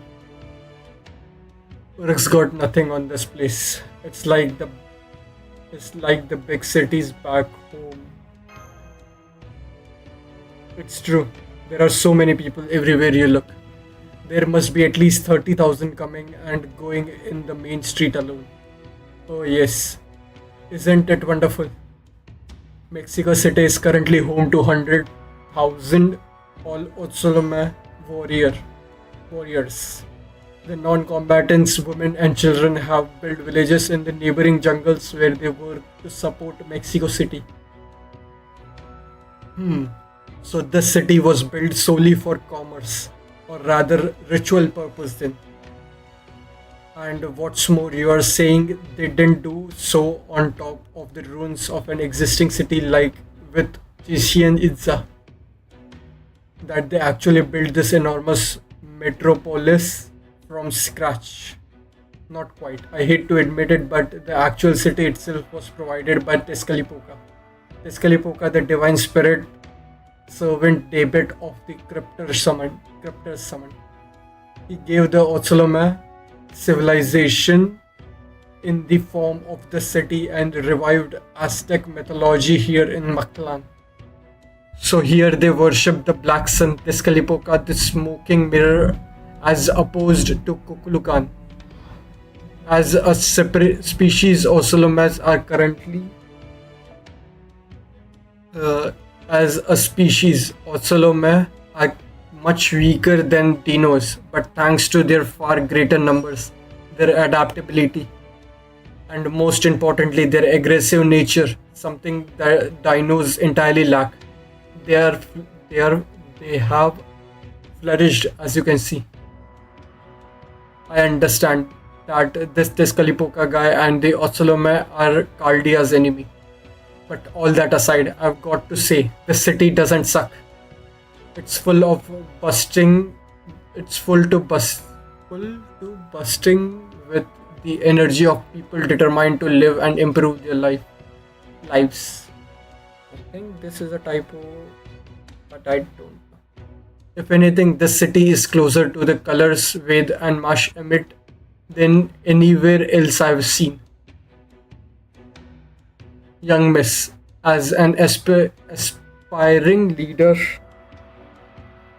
I must advise against making statements which might hurt or offend your supporters, especially when they are standing right beside you.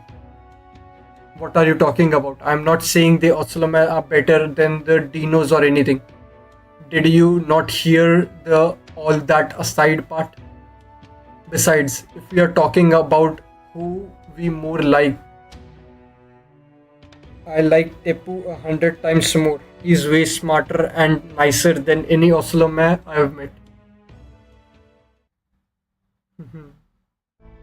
Anyway, I think you have got a sense for Mexico City now, right? Then let's get to the reason we came here. Caldea's abducted stuff. Leonardo da Vinci, Shion Eltnem, Nemo, and Kadok. I suggest our first order of business should be to find where they are being held. Does that mean you think we should split up? I'm not sure that's a good idea. We may look like Oslomer to people here thanks to my disguise spell, but we still can't understand them. It's true, even the Autonax built-in translator doesn't seem to work with their language. That neatly rules out gathering information by conversing with the locals. Our only choice is to search for a likely holding area on foot. Somewhere heavily guarded perhaps, or where we can sense Nemo's presence. Of course, in those Tescalipocas, were I in those Tescalipocas position, I'd keep them somewhere which would block detection of any of such things. What about those two buildings in the center of the city? I think those are twin temples. They are both about 60 meters tall. Each has path leading up to the roof, up to its roof. I can see what looks like altar in the center between them. Oh yes, these are sacrificial altar where they pluck out the still breathing hearts of their sacrifices. But that's not important right now, so we can save that topic for later. Those temples are dedicated to Tlalak and Huitzilopochtli. What is that?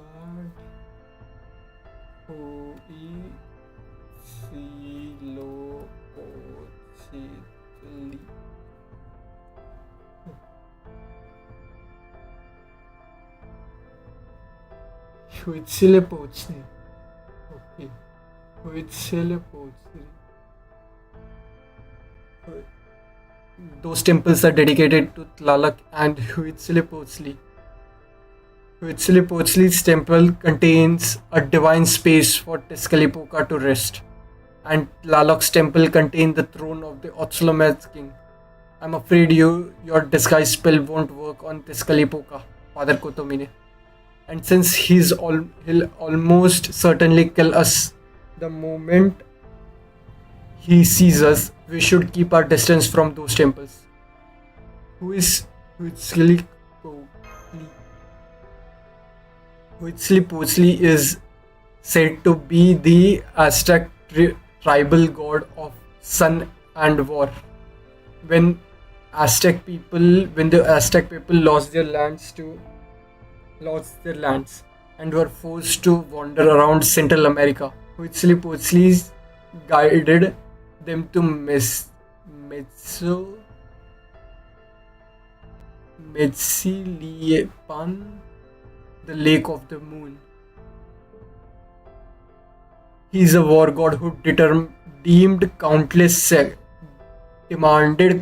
sacrifice as fuel, which to move the sun. It said he wields the fiery snake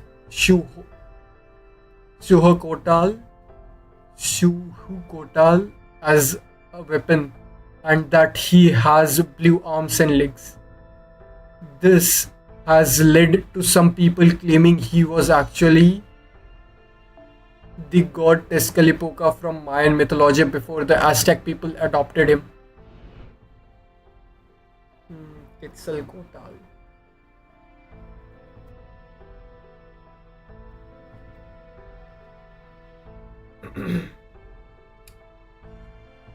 Shuhukotal, as in Quetzalcoatl. Does it have anything to do with Quetzalcoatl? Yes, since Huitzilopochtli wielded Shuhukotal as a weapon, he was said to be an enemy of Quetzalcoatl. What about David? David rarely comes to Mexico City. The other times I came here, he was out in the jungle investigating old ruins. It seemed pretty clear that he was leaving city matters, that is the war between the Dinos and Oslome, in Tezcatlipoca's hand. And all he could focus entirely on his personal fieldwork. I swear, I still can't tell if he hates being a cryptor or loves it. Well, never mind that. It sounds like we can go around the city as we like, yeah? This will be my first time getting to see actual humans in their element. Wait, Mush, I'm counting on you to explain things I don't understand. I'm afraid that won't be possible, young miss. Since we can't actually speak to anyone here, we'll need to make more effective use of our resources. Given the possibility of unfo- unforeseen com- complications, I think it would be best if you and Teppu waited outside the city. What? How come? It's because of my size, isn't it? I may look like an oxalotl, but I'll still bump into people in large crowds. And simply, oh right, Olga Marie's horn. Yeah, they are. Yeah, you do take up a lot of space, horizontally. We can just. Can we just pop this horns off, Madam President? You say the most bizarre things sometimes. You know that, right? And of course we can't. And don't ask me to make them smaller. Believe me, I have already made them as compact as I possibly can. I'm sorry, Olga Marie, but I think we need you to do the prudent thing this time. Yeah, okay. Your companions' lives are hanging in balance there. Fine, I'll save my cornel observation for another time. But in exchange, I want you and we to get a good look at the city in my place. If we are going to fight the Osloman, learning about their culture, ideology, and way of life is the least we can do. I know we have had to fight them without knowing anything about them so far, but things are different now, and we have a chance to learn. And since you have been acting as my special secretaries, I don't want you to using ignorance as an excuse for brutality.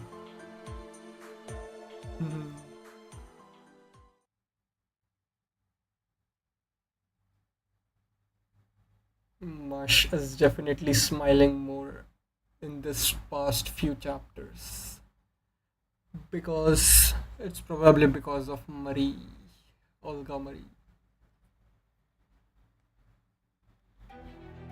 Okay, Mexico City.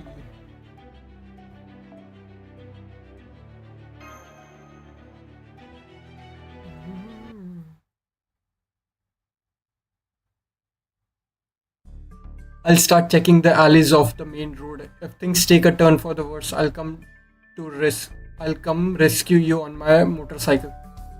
I'll take a look around the temples. Don't worry, I'll keep my distance. I just want to get a handle on their structure. You two should take the main street. Don't forget to behave like Oslam. Looks like we have a big street to cover.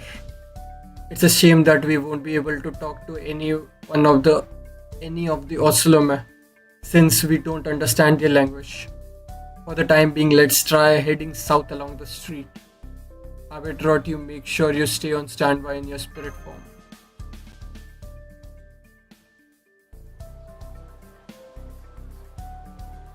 Well, we can't stay this.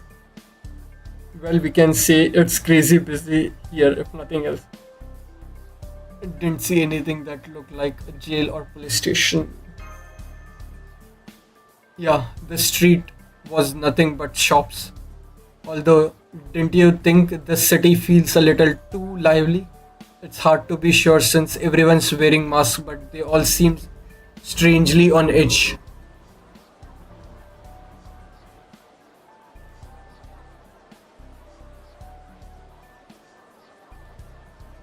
I don't know if I'd say lively so much as frantic, but yeah. I don't like this. I'm worried about those who were captured. I know it's dangerous, but I think we are going to have to talk to the Otsuloma if we are going to get any info. Hmm? What do you mean? You won't trade with me? Last time you said this was worth the same as 10 rattlesnakes, huh? You don't need any more because the ritual's tomorrow. Oh, I see. So you already have enough blood. That makes sense. Oh man, after all the work I put into catching these to trade for the beautiful ba- ballet. Ballet. Hmm. Senpai, I think that sounded like. Yeah, that was definitely a language from proper human history we understand. Hmm, you mean me? Well, thank you for talking to. I was right. Excuse me, about the language you are speaking, or rather, we are speaking. Oh, don't worry, sir. They are not speaking Dino language. This is the new language Tezcatlipoca's priest David uses. It's not easy to learn, but it makes for much more precise communication than ocelotl words and gestures. So it's very handy. Just be patient. It won't be long before you'll get to learn it in school too. Now, now then, where can we? Nice to meet you, travelers. My name is Kuhutli. Kuhutli. What are yours? I see. You learned how to speak proper human history language too, just like King Itzkali. Oh yeah, sure did. I guess you did too. Yep, it wasn't easy, but it was so cool and stylish that I picked it up in no time. You are impressed. Are you going to compliment me? Never mind. Such a direct praise can be kind of embarrassing. So, how come you went out of your way to talk to me in a foreign language?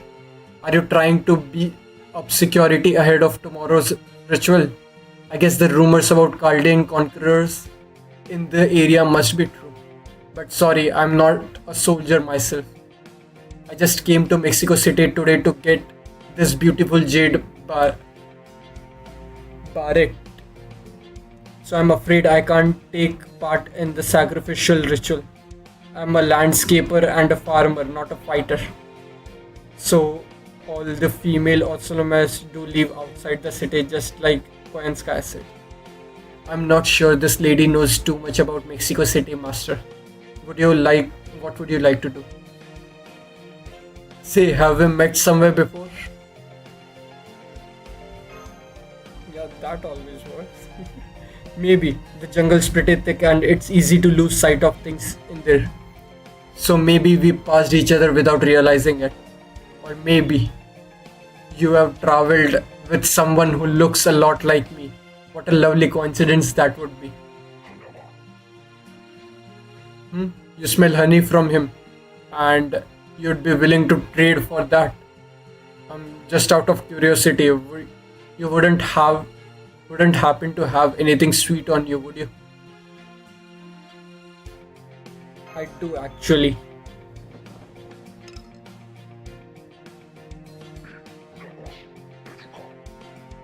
Oh wow, I didn't need to understand what he was saying. I know this has him really excited. He seems to be asking to trade for it. Okay, here you go. Why are we giving this to him? And here you too.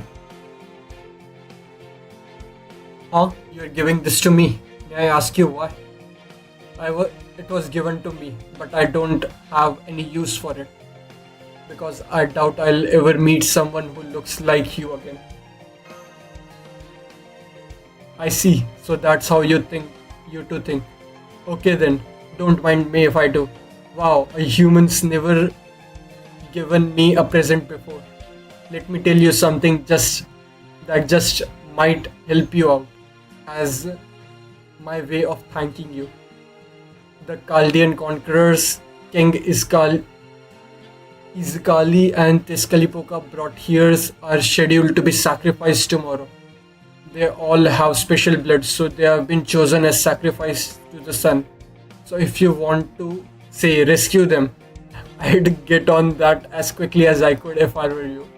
So she definitely knows. Otherwise, you might wind up having to fight all the 100,000 Oslomare in city all at once. Then again, being clever is kind of what you people from proper human history are about, isn't it, Ved? Huh? How do you know my name? Did she just book it? I'm sorry, Senpai, I lost track of her. She wasn't especially fast, but slipped through the crowd almost like wind through tree leaves. It's okay, Mash. I don't think anyone could have caught her for now. Caught her. For now, we should go back to camp. It's fine, let's head back to camp for now.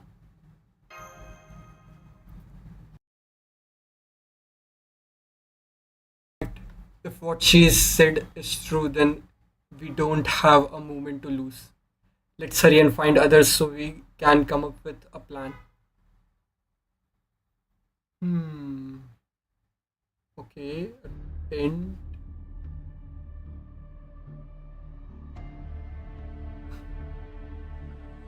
Only Olga is having any emotions.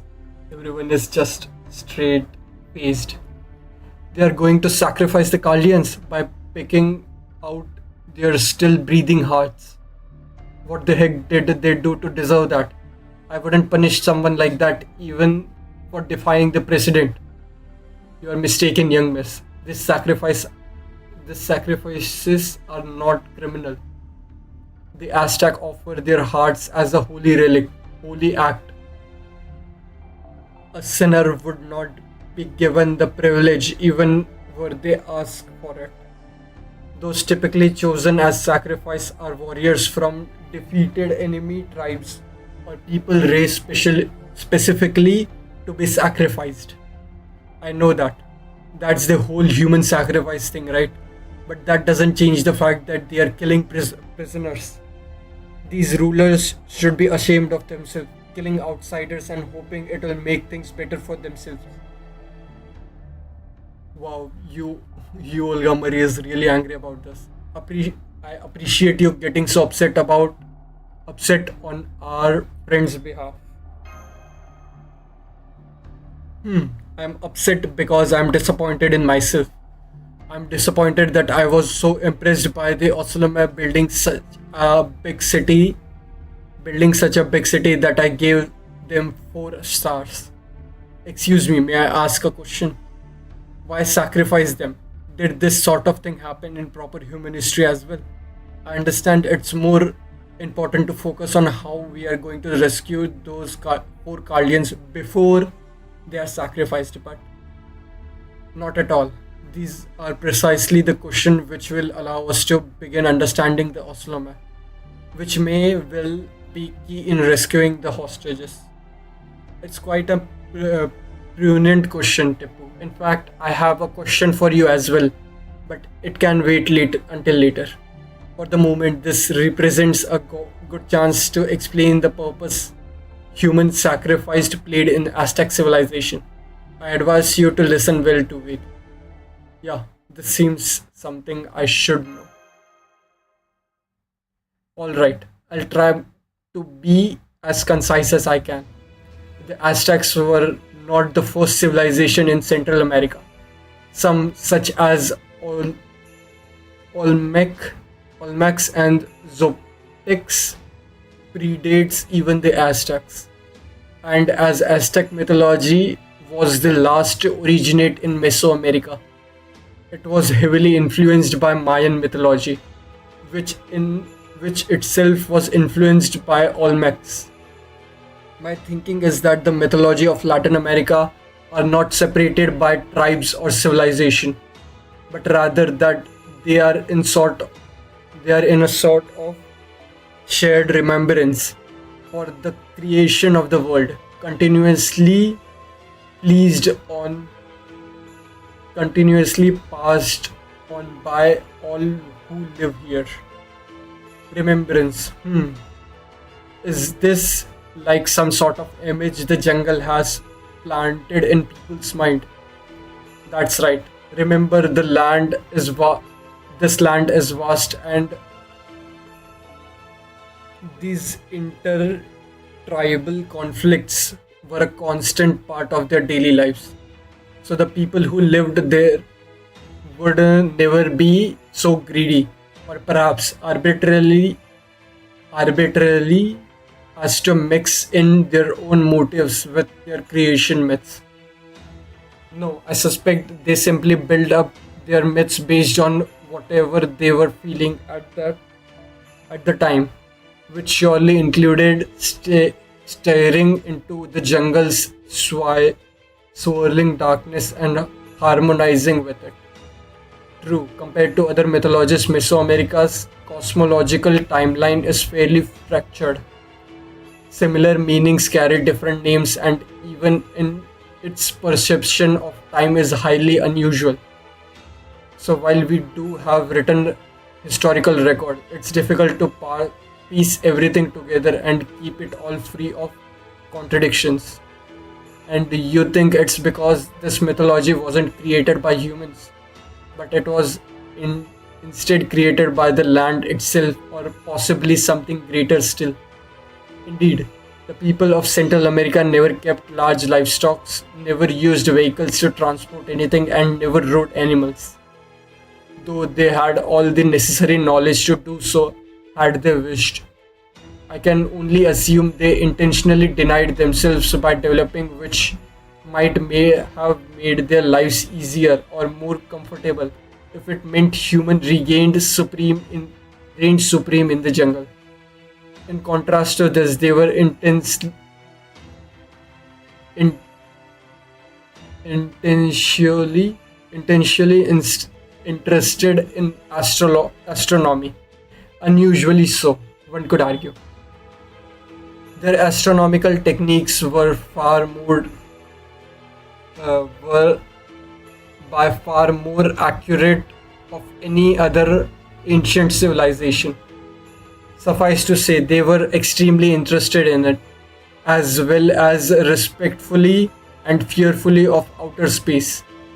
Why, the answer is obvious. Their ancestors were once threatened or even victimized by something which came from it. The memories of the very land they lived in told them that their world had once been destroyed by something alien to it. In fact, in Aztec mythology, the world meets its end several times. Do you know how many times, Ved? I remember Marsh said it was. That's right, 5 times. Well, 4 to be precise, since in Aztec mythology, the 5th time is the age we are living in now. While there are tales of world itself being destroyed in other mythologies, tales of it being destroyed and rebuilt time and time again is unique to Aztecs. Suffice to say, in Aztec civilization reality in all of Central America, the land holds clear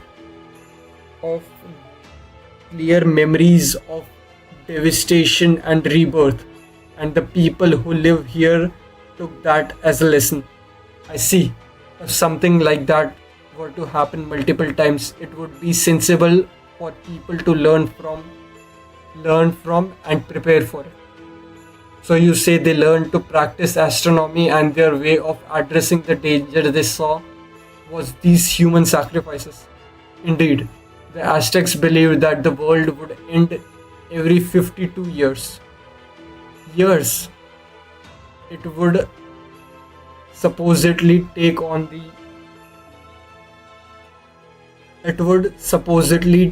place on the day their two calendars, Ji Po Shihu Po Huli, their agricultural calendar, and Tona Lo Po Huli, Shihu Po Hotuli, Shihu Po Huli, and Tona Lo Po Huli, their sacred calendar, aligned. On this day, the sun would lose its power and the world would be pruned into darkness. Okay, so solar eclipse. And that is very brief overview of Aztec eschatology.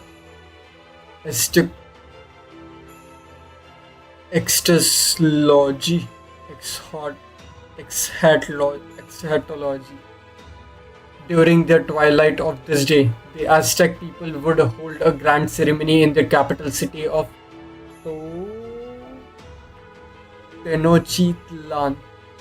People would put each other every People would put out each and every fire in their home, the village. This symbolizes the old year. They would then offer their own blood for ceremony, frequently praying for the sun's return out of the fear tomorrow may never come.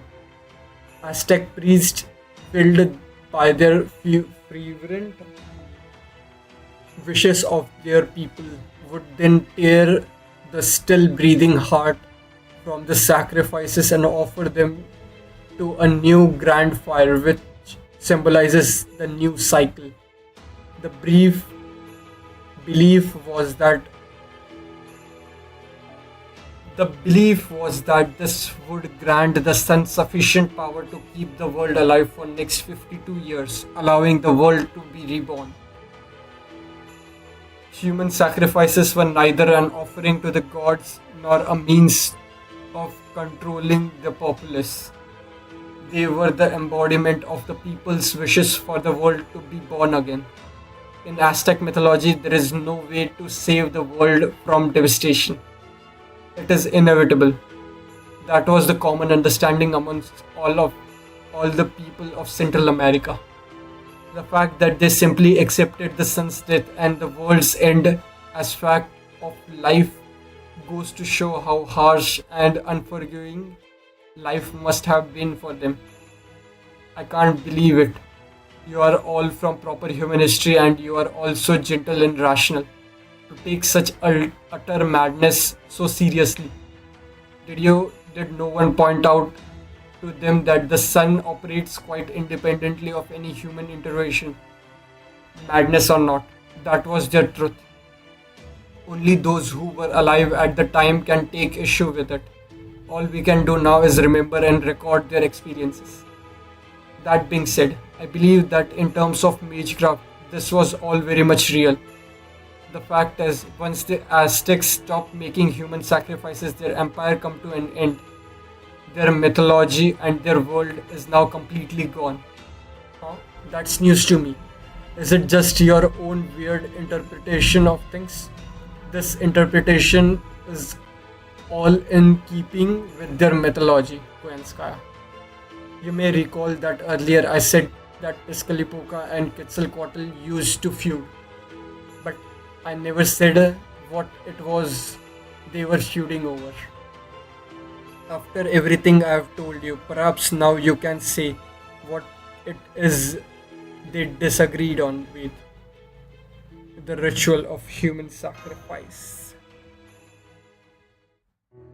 So legends have positioned that the Aztec pantheon, Quetzalcoatl was the only god who opposed human sacrifices. Tezcatlipoca, on the other hand, was all for it.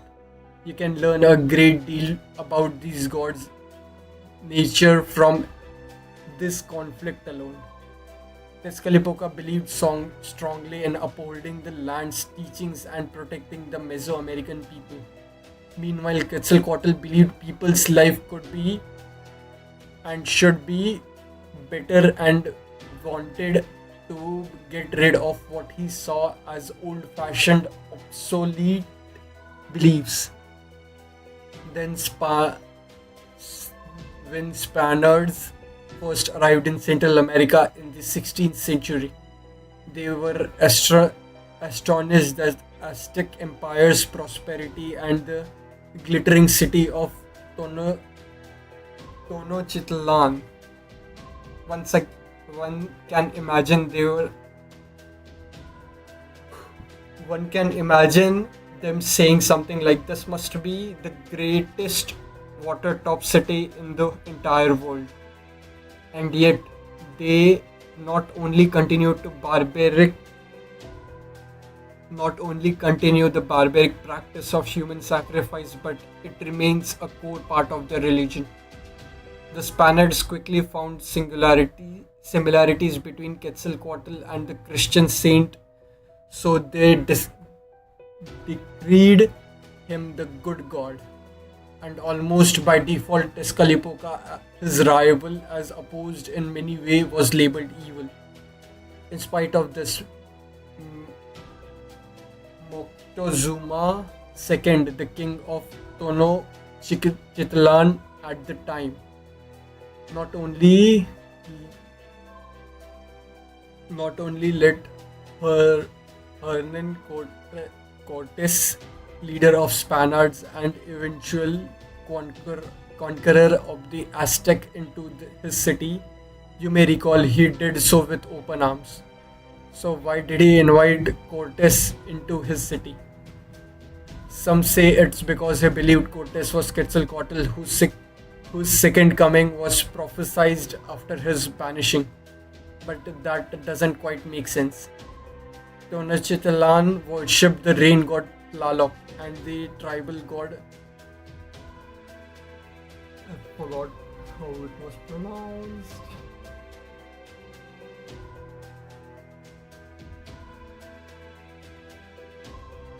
Huitzilopochtli at the time.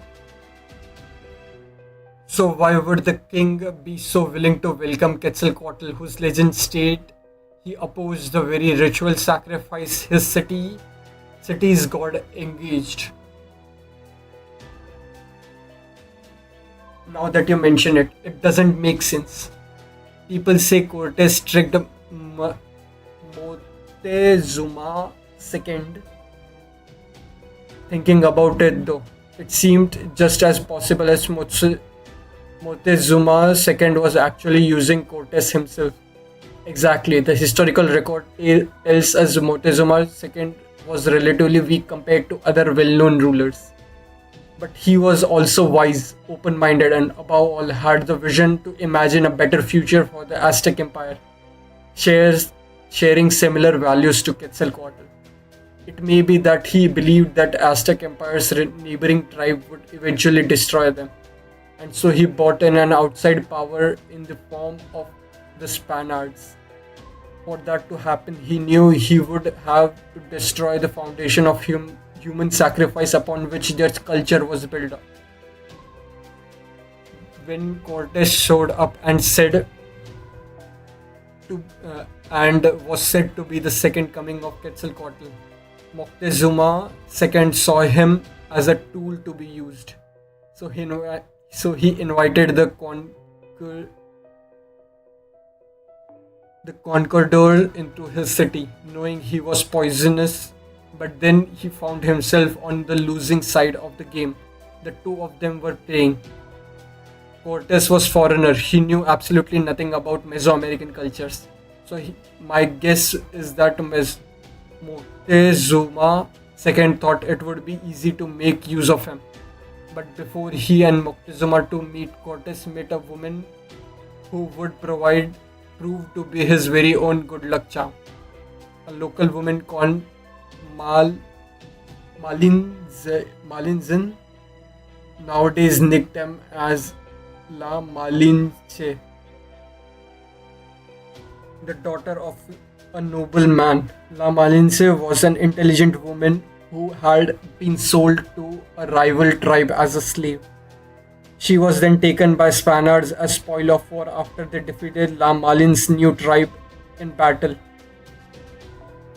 Her noble background and education meant she had no trouble learning the language. She taught Cortes about the Aztec Empire's language and culture and investigated its weakness for him.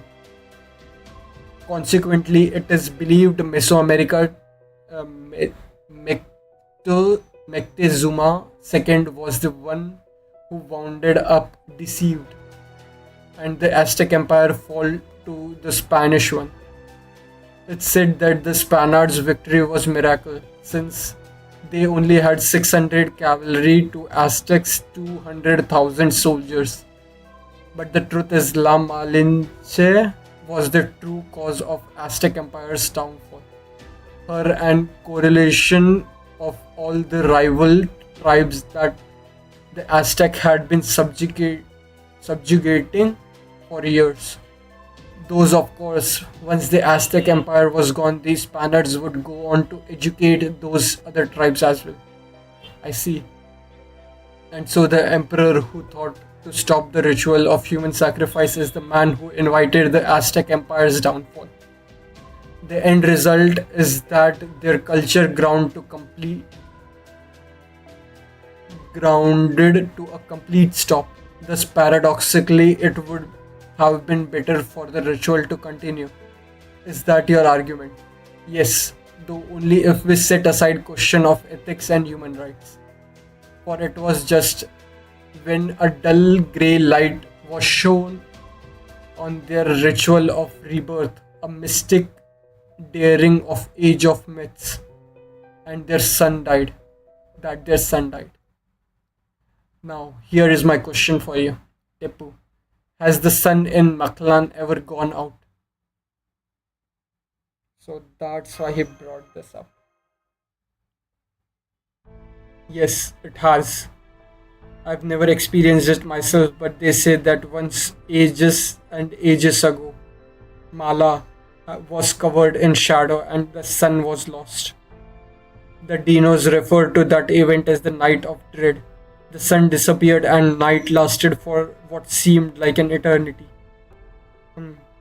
So if Maklan's sun has in fact been lost before, the Oslome are actually somewhat justified in practicing this ritual. They truly have brought proper human histories, Aztec culture back to life. This means stopping the ritual of sacrifice itself would be tremendously difficult. One wrong move and we would be fighting a war against 100,000 Oslome, and I doubt that's a war we are supposed conquerors can win. It seemed that the best course of action open to us is likely rescuing the hostage at the opportune moment in the ritual, then escaping as quickly as we can. By the way, Tepu, do you know of anyone who could tell us more about this Nights of Dead? I've only heard the priest speak of it, and then only to say that it happened. The only ones who would know more are Kuklukan and the observatories. No, never mind. Someone is in the observatory, okay? There may be detailed record in the Solar Sojourn Chesian Izzat's throne room. Understood. Perhaps we'll get a chance to see it later then. At any rate, thank you all for your patience. Let's return to the matter at hand. Tomorrow the captured Chaldeans will be used as human sacrifices. The only way we can stop this is by rescuing them before the ritual begins. However, I am afraid I have some very unfortunate news to share in that regard. The prisoners are being kept underground beneath Lalok's temple. What's more, the temple is guarded by frankly absurd number of armed Oslome. Never mind rescuing them from their cells, we wouldn't even be able to get close. So you already know where they are being kept. No wonder you took your time with all the ritual talk. If the look on your face is anything to go by, you have reached a conclusion too. Though I'm guessing it's probably the same as mine. Indeed, it may not be possible to sneak into the temple now, but tomorrow will be a different story. In proper human history, the Aztec ritual of human sacrifice was part of a ceremony to bring new life to the world, and involved every Aztec citizen seizing battle and prostrating themselves in prayer for the ritual's success. The Oslome are likely no different. At the very least, we can expect the warrior outside the temple will be following the traditional of the ritual. Of course, there are bound to be some soldiers inside the temple as well, but I trust you can handle those with. So the plan is, tomorrow we sneak into the temple right before the ceremony and get everyone out. Correct. Of course, you'll require a route suited to sneak in, but I believe our capable bunny here can look into that. In the meantime, the rest of you can recover our strength, then set out for the temple at dawn. How does that sound? Why are you even asking? That's obviously no alternatives. There are obviously no alternatives. Very well. I shall secure a route into the temple. The rest of you enjoy your pleasant little chat. I swear on NFF service that I will find the safest route possible. Okay. That was a long exposition dump.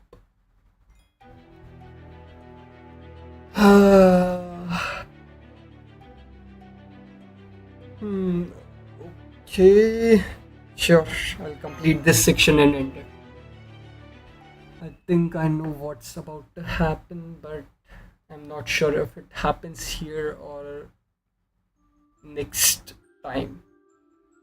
The torches are all lit along the main street. It will soon be a year since the ritual began. I suppose this will be the last time I see the waterway that runs down the city center, or the moon's silvery blue path. Yep, Lalak. I can't believe you are out on your own on a sunless night. You should know better than that, Iskali. Or have you forgotten that you are a king now? Lalak, no, I promise you I haven't forgotten. This is Mexico City's sanctuary, a holy area only the kings, the gods and the sacrifices may enter. No miscreant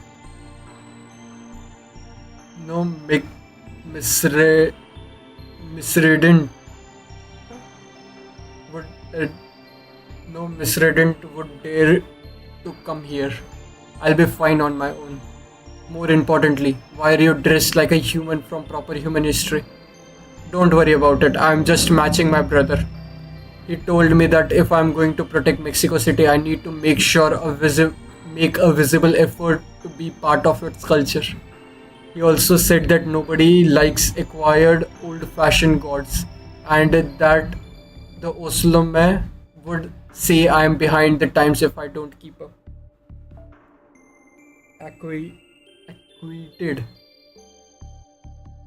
With all due respect to Tezcatlipoca, I have no issue with your usual manner of dress, Lalak. If anything, it suits Maklan well. It perfectly embodies both the blessing of rain and the death caused by flooding. That's true. This is a Lostbelt Maklan. It's very different from the overly soft Maklan of proper human history. Here only fighters can survive. Do you know what Aztec mythology considered paradise is, Kali? A world where Maklan is populated by non-warriors. A world where the only people who go to the afterlife are those who died from natural causes instead of in battle. It doesn't even matter whether they are good or evil. It couldn't be more different from this Maklan, at least for the Oslome. The Oslome are all brave warriors. Yes, dying in battle is the greatest offering they could to make to Tezcatlipoca. That is where proper human history's Aztec went wrong. Not just with the ritual of rebirth. Their ritually sacrifice people every day as offering to the gods, or as payments for the gift of rain.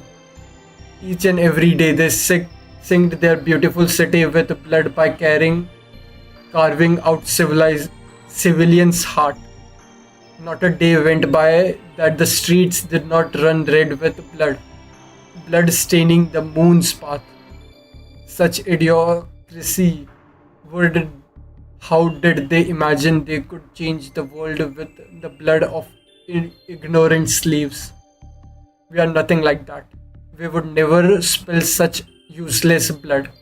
We only take organs with real power. Power enough to resurrect a god. and soon we will have enough sacrifices to accomplish our goal.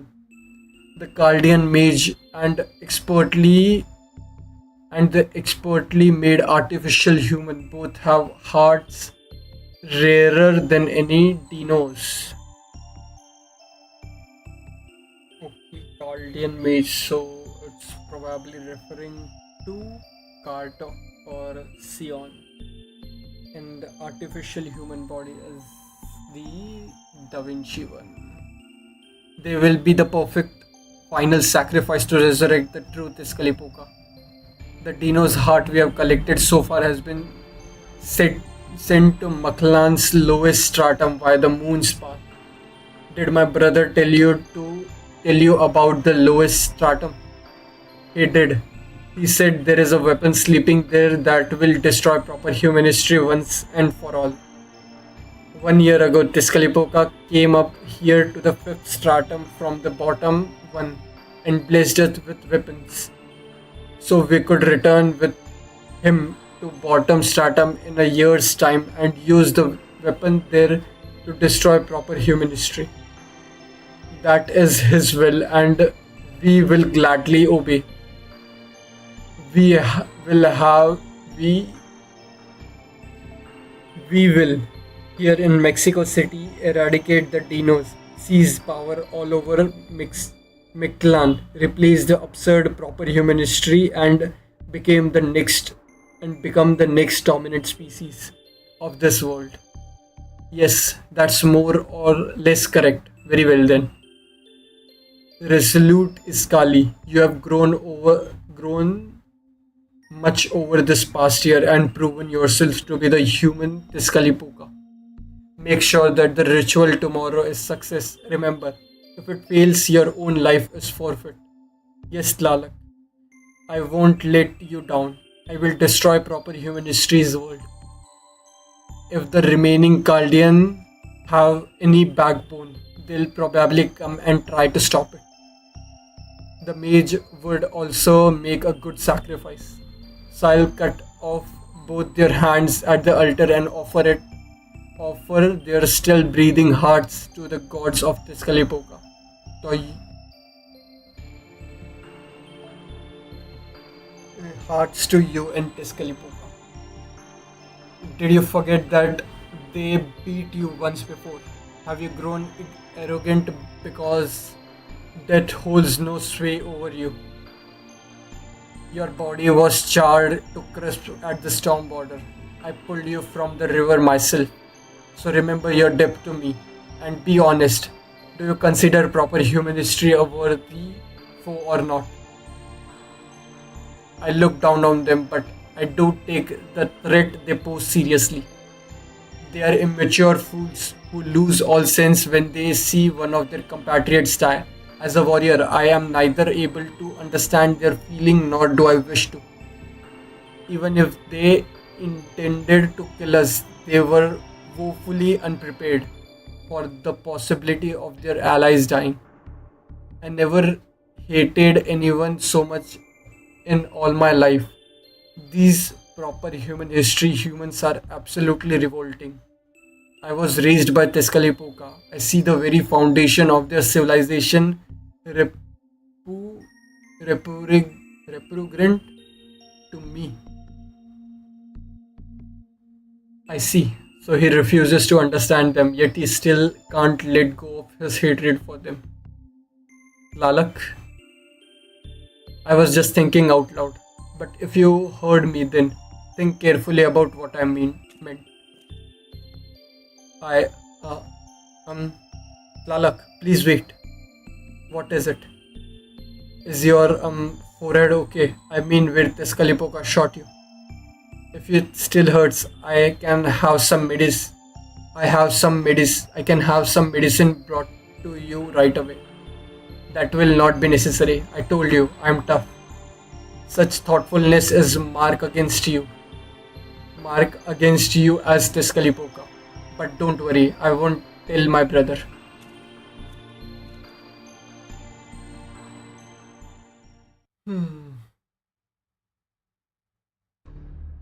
As I thought, we cannot call anyone from here. It It looks like this building itself is a sanctuary. Maybe it is the home of a very powerful divine spirit. No, that alone would not explain jamming of this nature. This is almost like an entirely different world, like the inside of a living creature, or the inside of a spaceship which cuts off all radio waves. Kardok, are you listening? How long do you intend to sit around sulking? Do you realize you are going to be sacrificed tomorrow, right? Do you not care about getting out of here? So it's Kardok and Da Vinci. Keep it down, will you? I'm just trying to save my strength. Okay, so now now he changed into this. Okay. We have investigated this place as much as we can, and all we have learned is that we can't escape it on our own. So our only choice is to wait for them to show up. There is a small chance not a small chance they'll be here. Then when they come, I don't want to be so exhausted that I can't help. Sure, I wonder about Da Vinci and Nemo, but that's nothing we can do with them off in a different cell. So I'm going to get some sleep while we wait for a certain nut we all know couldn't stay away even if he wanted to. There you see, I knew he'd get here in time. Sorry, I doubt I am the nut you're hoping for. David. No, I shouldn't be surprised. This is your Lostbelt. It even sounds like you were the one who sent the Ocelome after us right after the border crashed. Not to mention how in the last meeting you and Beryl were both talking about how your Lostbelt gave you plenty of opportunities for methodical killing.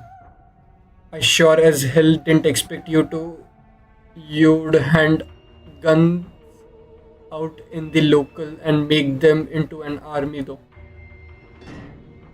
It was my servant's decision to go pay your ship a visit. I had nothing to do with it. I have been away attending to a different matter. I only just got back to Mexico City. Still, if I had been here, I'd have done the same thing. Except I'd have finished you all off on the spot. So you are David Simvoid. Nice to meet you. I am Sion Ilknim Sokal Riss, one of Kaldia's ally. Sorry, should have introduced myself. Just call me David. You must be the intermediary between the Kaldian and the Wandering Sea, and the engineer of the anti-foreign god weapon. I'll make a note of your name and face. You're probably one of the first we should kill. I'm not as talented as Vodheim, but at least in terms of memory, I can hold my own against anyone else. If we are ever in the same room again, you'll be the first one I kill, promise. Okay. Kardok's correct. Me if I'm wrong. Kardok, correct me if I'm wrong, but he just announced his intention to kill me, did he not? What do you think he was doing? Proposing, more importantly. If you're talking about meeting again, I'm guessing you are not gonna kill us now. Why not? You are the last cryptor. And unlike Cristaria, you are not openly rebelling against the foreign god. There is no reason for you to keep Kaldia alive. Or me for that matter, now that I have sided with them. I didn't take you prisoner. Escalipoca did. He has his own ideas and goals. Messing with them when I am late to the party just feels wrong. Guess you could say he beat me to the punch. He's not the type to announce when he's heading out, and when he does come back, he'll say things like, "Hey, I spent your life savings. Hope you don't mind." As if it was no big deal. That sounds more like an abusive relationship than anything. Hey, So you two didn't get along for shit, huh? So you are not killing us cause you are afraid of your own servant. That about right? Yes, he's one hell of a servant, truly. He pulled Maklan out of he put he pulled Maklan out from under the thumb of the alien being that was ruling it and established proper human history rules here in only a year. In fact, Mexico City really belongs to him. He summoned temples, trained the Osoloma, had them build the city and chose their king. I only summoned him, nothing more. If Chaldea means to go to war with this Lostbelt, he's the one who you'll need to defeat, not me. Does that mean you have no interest in this Lostbelt? Then debate. That you don't mind if Chaldea should succeed at erasing it, exercising it. Today, it would be a problem. 10 days from now, it will be fine with. You will be fine. Huh? Today, it would be a problem. 10 days from now, I'd be fine with it. Huh? Interesting. Then conversely, does that mean if Chaldea could cut down the tree of emptiness within 10 days, your plans would be ruined? If you could. Yes, personally, I don't really care either way. But since Vodheim saw his plans through all the way to the end, I mean to do the same with my order. What are you talking about? Krishtaria sure was hell didn't see his plans through. Did you forget about Barrel turning traitor and killing him right at the end there? And speaking of will, not results. He didn't go about his plan because he was absolutely certain it would work. He managed so much though he was at death's door the whole time because he was driven by his will. He had no choice. Even at the end, he never lost that will. He might have wished things ended up differently, but he had no regret about his actions. That's what I mean. That's what I mean when I say he saw his plans through the end, even if he didn't succeed. Well, I guess you got a point there. But digress. This isn't what I came to talk about, and I don't have much time to spare today. I have a question for you, Cardo. Why don't you have your own servant with you? You are a master. If you used a servant, escaping this place would be easy. Why would I have one of my own? I am a cryptor turned traitor. Chaldea never let me summon a servant of my own, and I wasn't planning to ask anyway. No, not that. I'm asking you why you don't use what you already have. Huh? Ignorance really must be bliss. I see why Peperoncino couldn't stop himself from looking after you. I'm talking about your serious light. The spell inside you that can guarantee dozens of times more magical energy than a command spell. The explosive device that instantaneously amplifies the user's magical circuits. Of course, using it kills you since it causes you to implode. The serious light is a bomb, a kind of insurance Mullersbury prepared to ensure cryptors could always complete their order at their ray shift destination if they failed, even if it meant destroying the entire site to do so. It's a good thing Ophelia was already on the brink of death. She died before her serious light could kill her. Had she used it before she was injured so badly, she would have died taking Chaldea and the Shadow Border with her. I kinda figured. That's why Beryl was there, right? To make sure we used them. If a cryptor ever got scared and tried to run from a singularity. He'd force them to activate their Sirius light and complete the order by destroying the singularity's distortion. That's why there were 7 of us.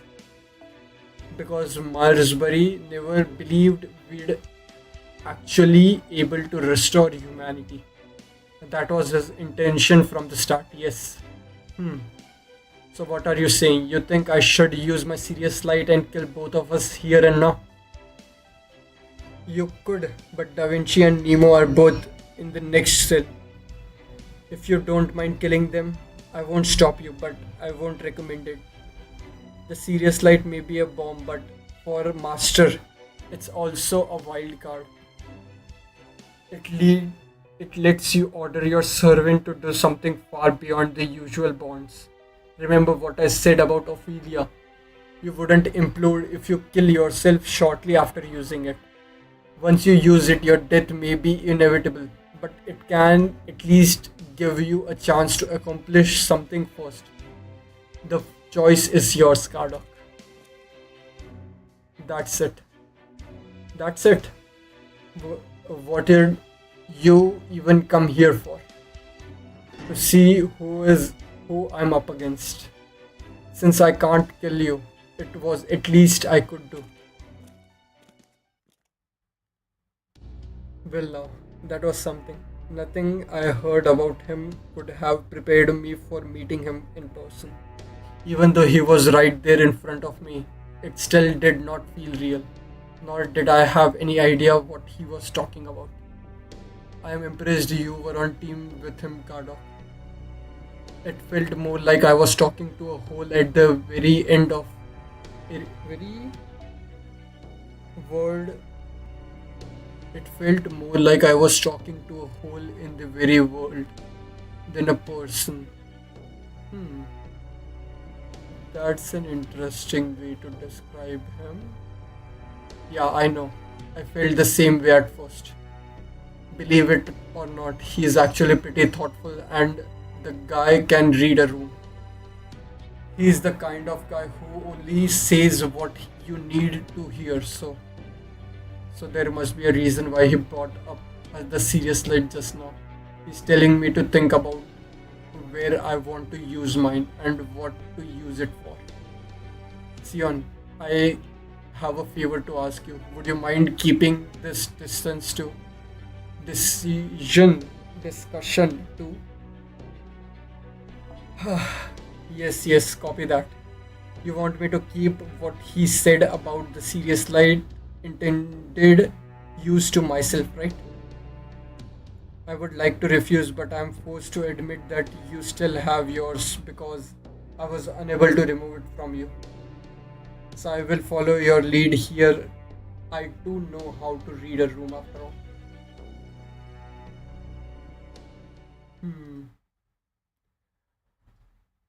Okay.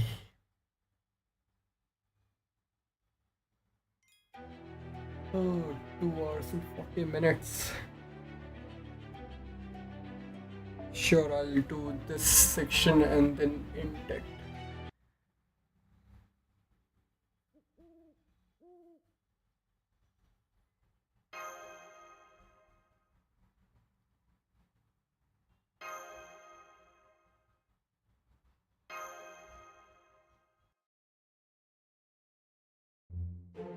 Having trouble sleeping, Ved?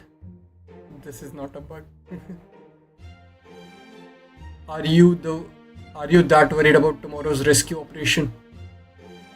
Shh, you will wake everyone. It's okay. When you are worried about your friends, your brain waves form this beautiful spiral pattern. I'll praise you for that. But I can also tell you are not going to get any rest like this. And that I cannot allow.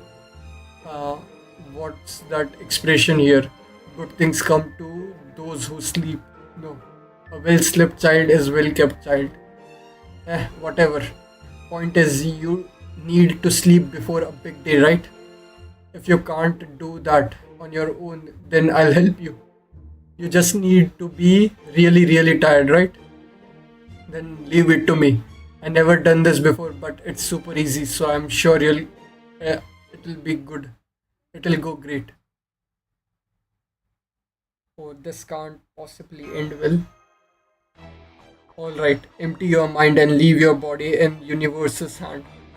Channel open, program name, President of Earth. Now get ready for hell inside my mind.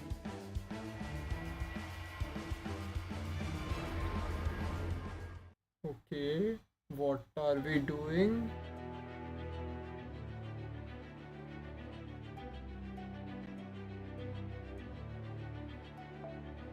Hmm.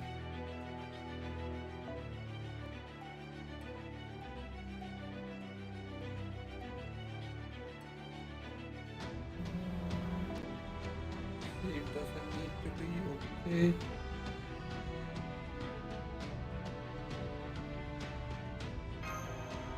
Yeah, sure.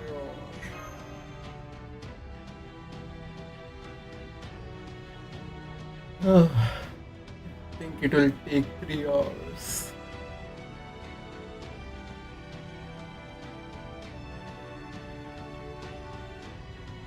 The first section that we did today took like 40 to 50 minutes. 終わらせましょう。テスト。 We are 現代 inside. 数学。この私が We're inside this era. もふっと消え去れそうです。It would 無駄ですよ probably be bad for this area because of all the small stuff. Hopefully it's not あ so くま bad. で華麗に世界は学びに満ちている。ならば今 I'll just 人は学ぶ時。知識こそが悪を断つ。マハープラーヤ。 The story starts, I'll 言葉は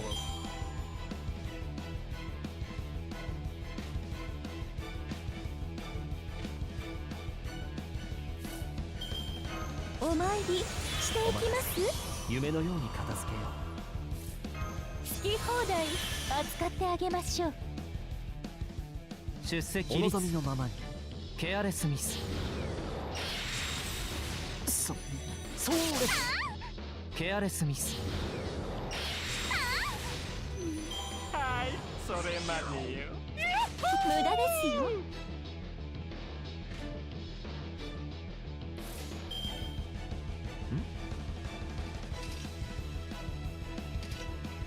出席確認。何？サービスだとも。こっちのが得意でね。落第です。これですなサ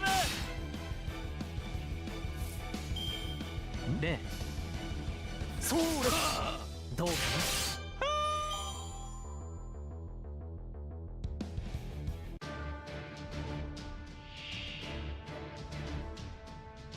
終わらせましょう。 So, テスト。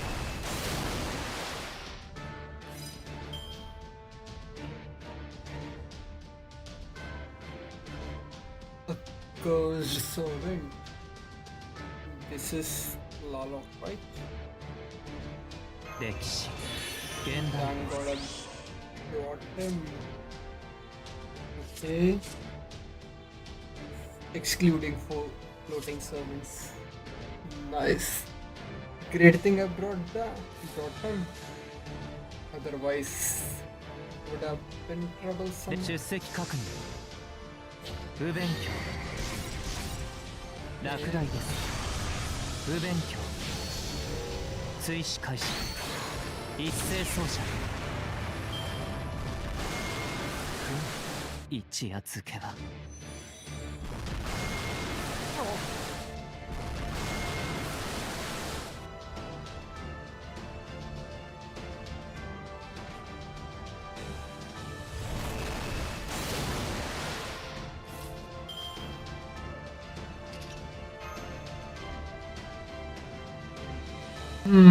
This is bad. I'll just withdraw and use. I think Karma should work. Samarkama, that is.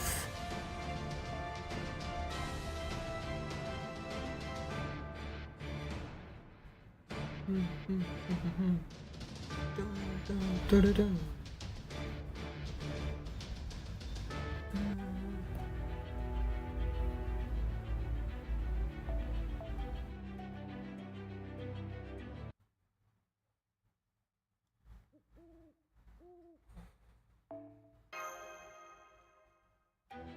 Hmm.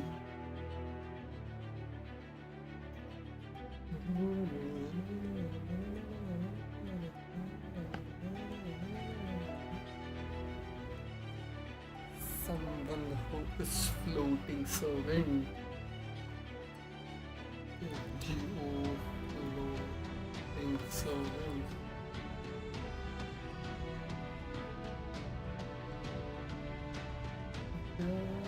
I'll just look it up. I don't want to bother trial and error. Okay.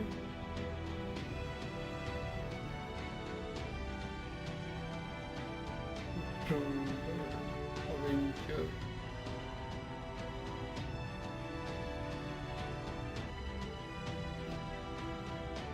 So someone does no one have her?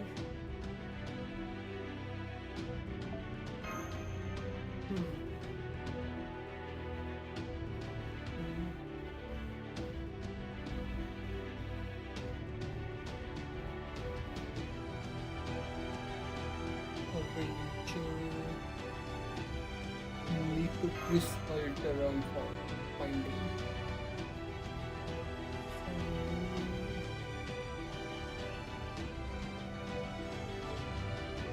Nope, doesn't look like anyone has.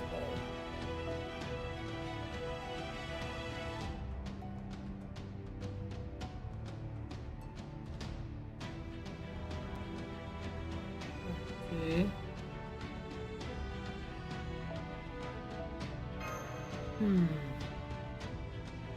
Sure, then I'll just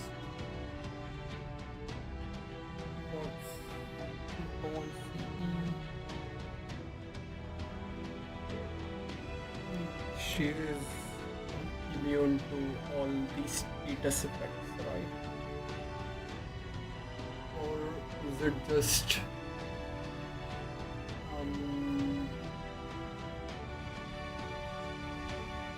it's fine. I'll just take this instead of her. I'll take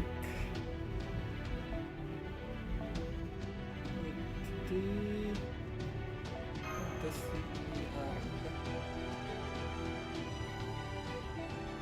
because it will not be very useful anyways.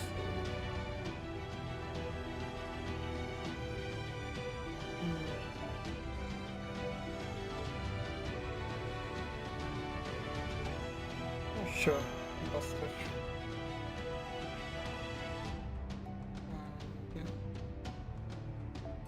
Instead of Marshall, who is the floating servant that will be helpful?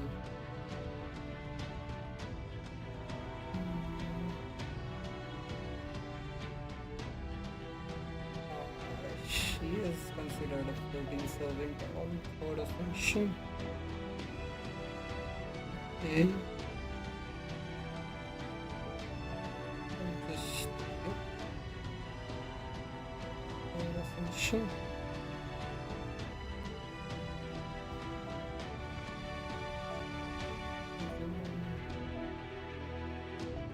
This side.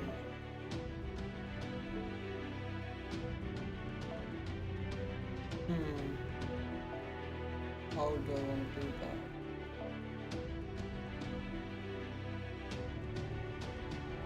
Take North Korea, Japan City.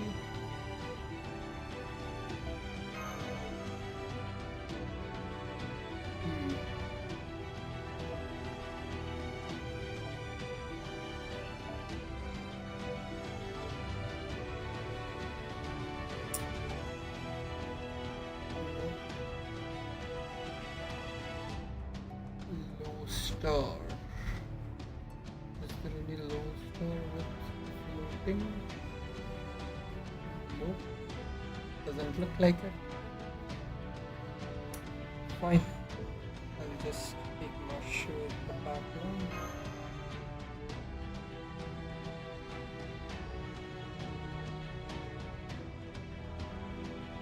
Okay.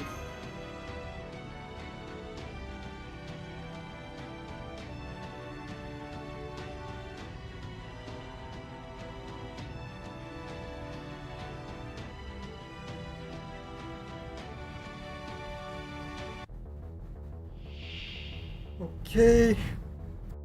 任せて。スペースに決めてあげる。そこ本気出すからね。宇宙を学びましょうか。 Whoops. 万 I 物を学ぶ didn't ことで change the 真に大切 ascension. なものを知る。マハープララヤ。人よ、学ぶべし。しくじ。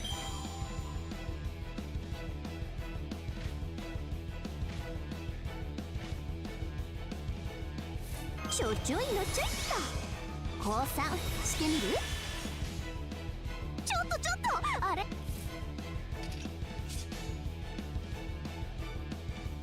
ダメ、レ胸起立が熱い。運命を受け入れなさい。無の荒野、光る王冠、豪奢に咲くバラのごとく、エディン・シュグラクエーサー。そ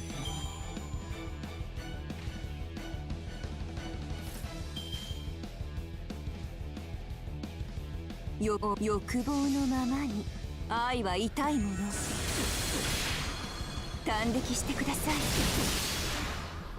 触れ合いましょうね。菩提樹の下に愛を。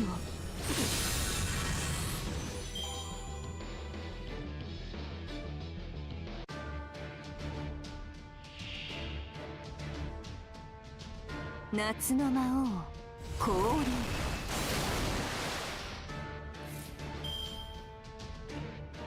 数学、現代語、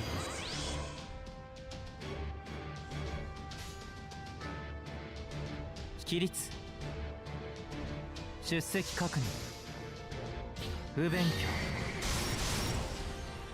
落第です。ケアレスミス、追試開始、一斉奏者。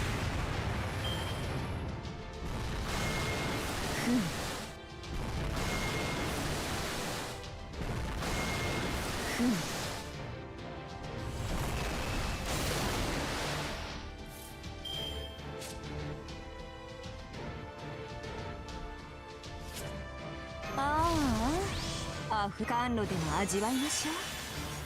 果て欲望のままに。マーラシューニャター。欲が燃え果て残るは移り煩悩無料聖願弾。感激してください。 Almost taking no damage. 菩提樹の下に愛を。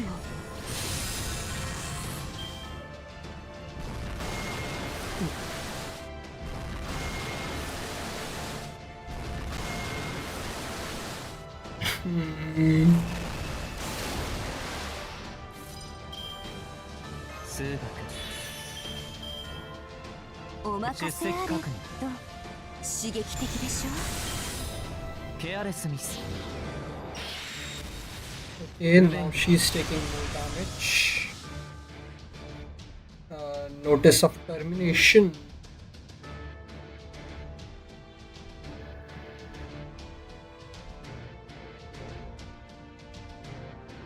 Okay.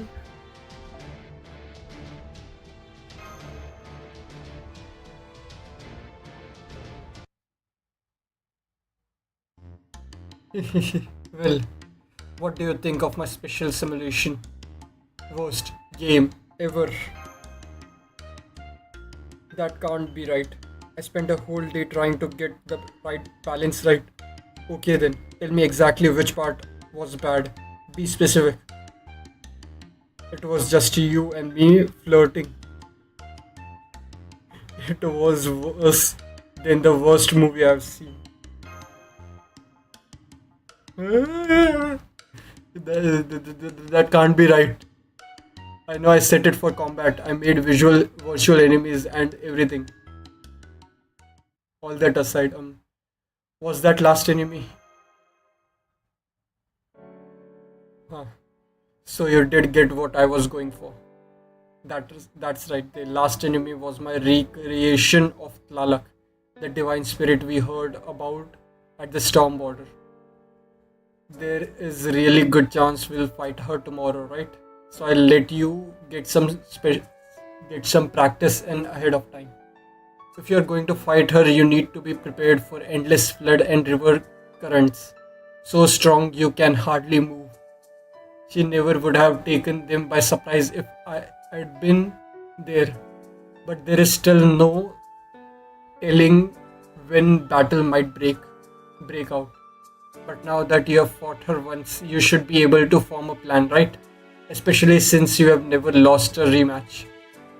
You could choose servants who could float or servants who can handle the strong currents with no trouble at all. Either way, I'm sure you can find a way to win. I'm counting on you, Wade. Thanks, Madam President. It's fine. Besides, this is all I can do to be useful. Her blushy face is so cute.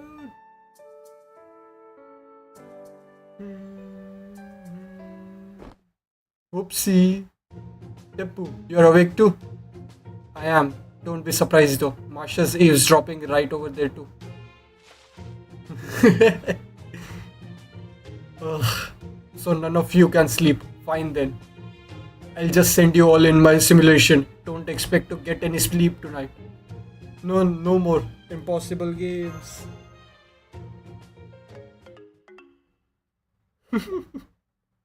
Okay. Nice. So, yep, that is all. Almost 3 hours. Okay.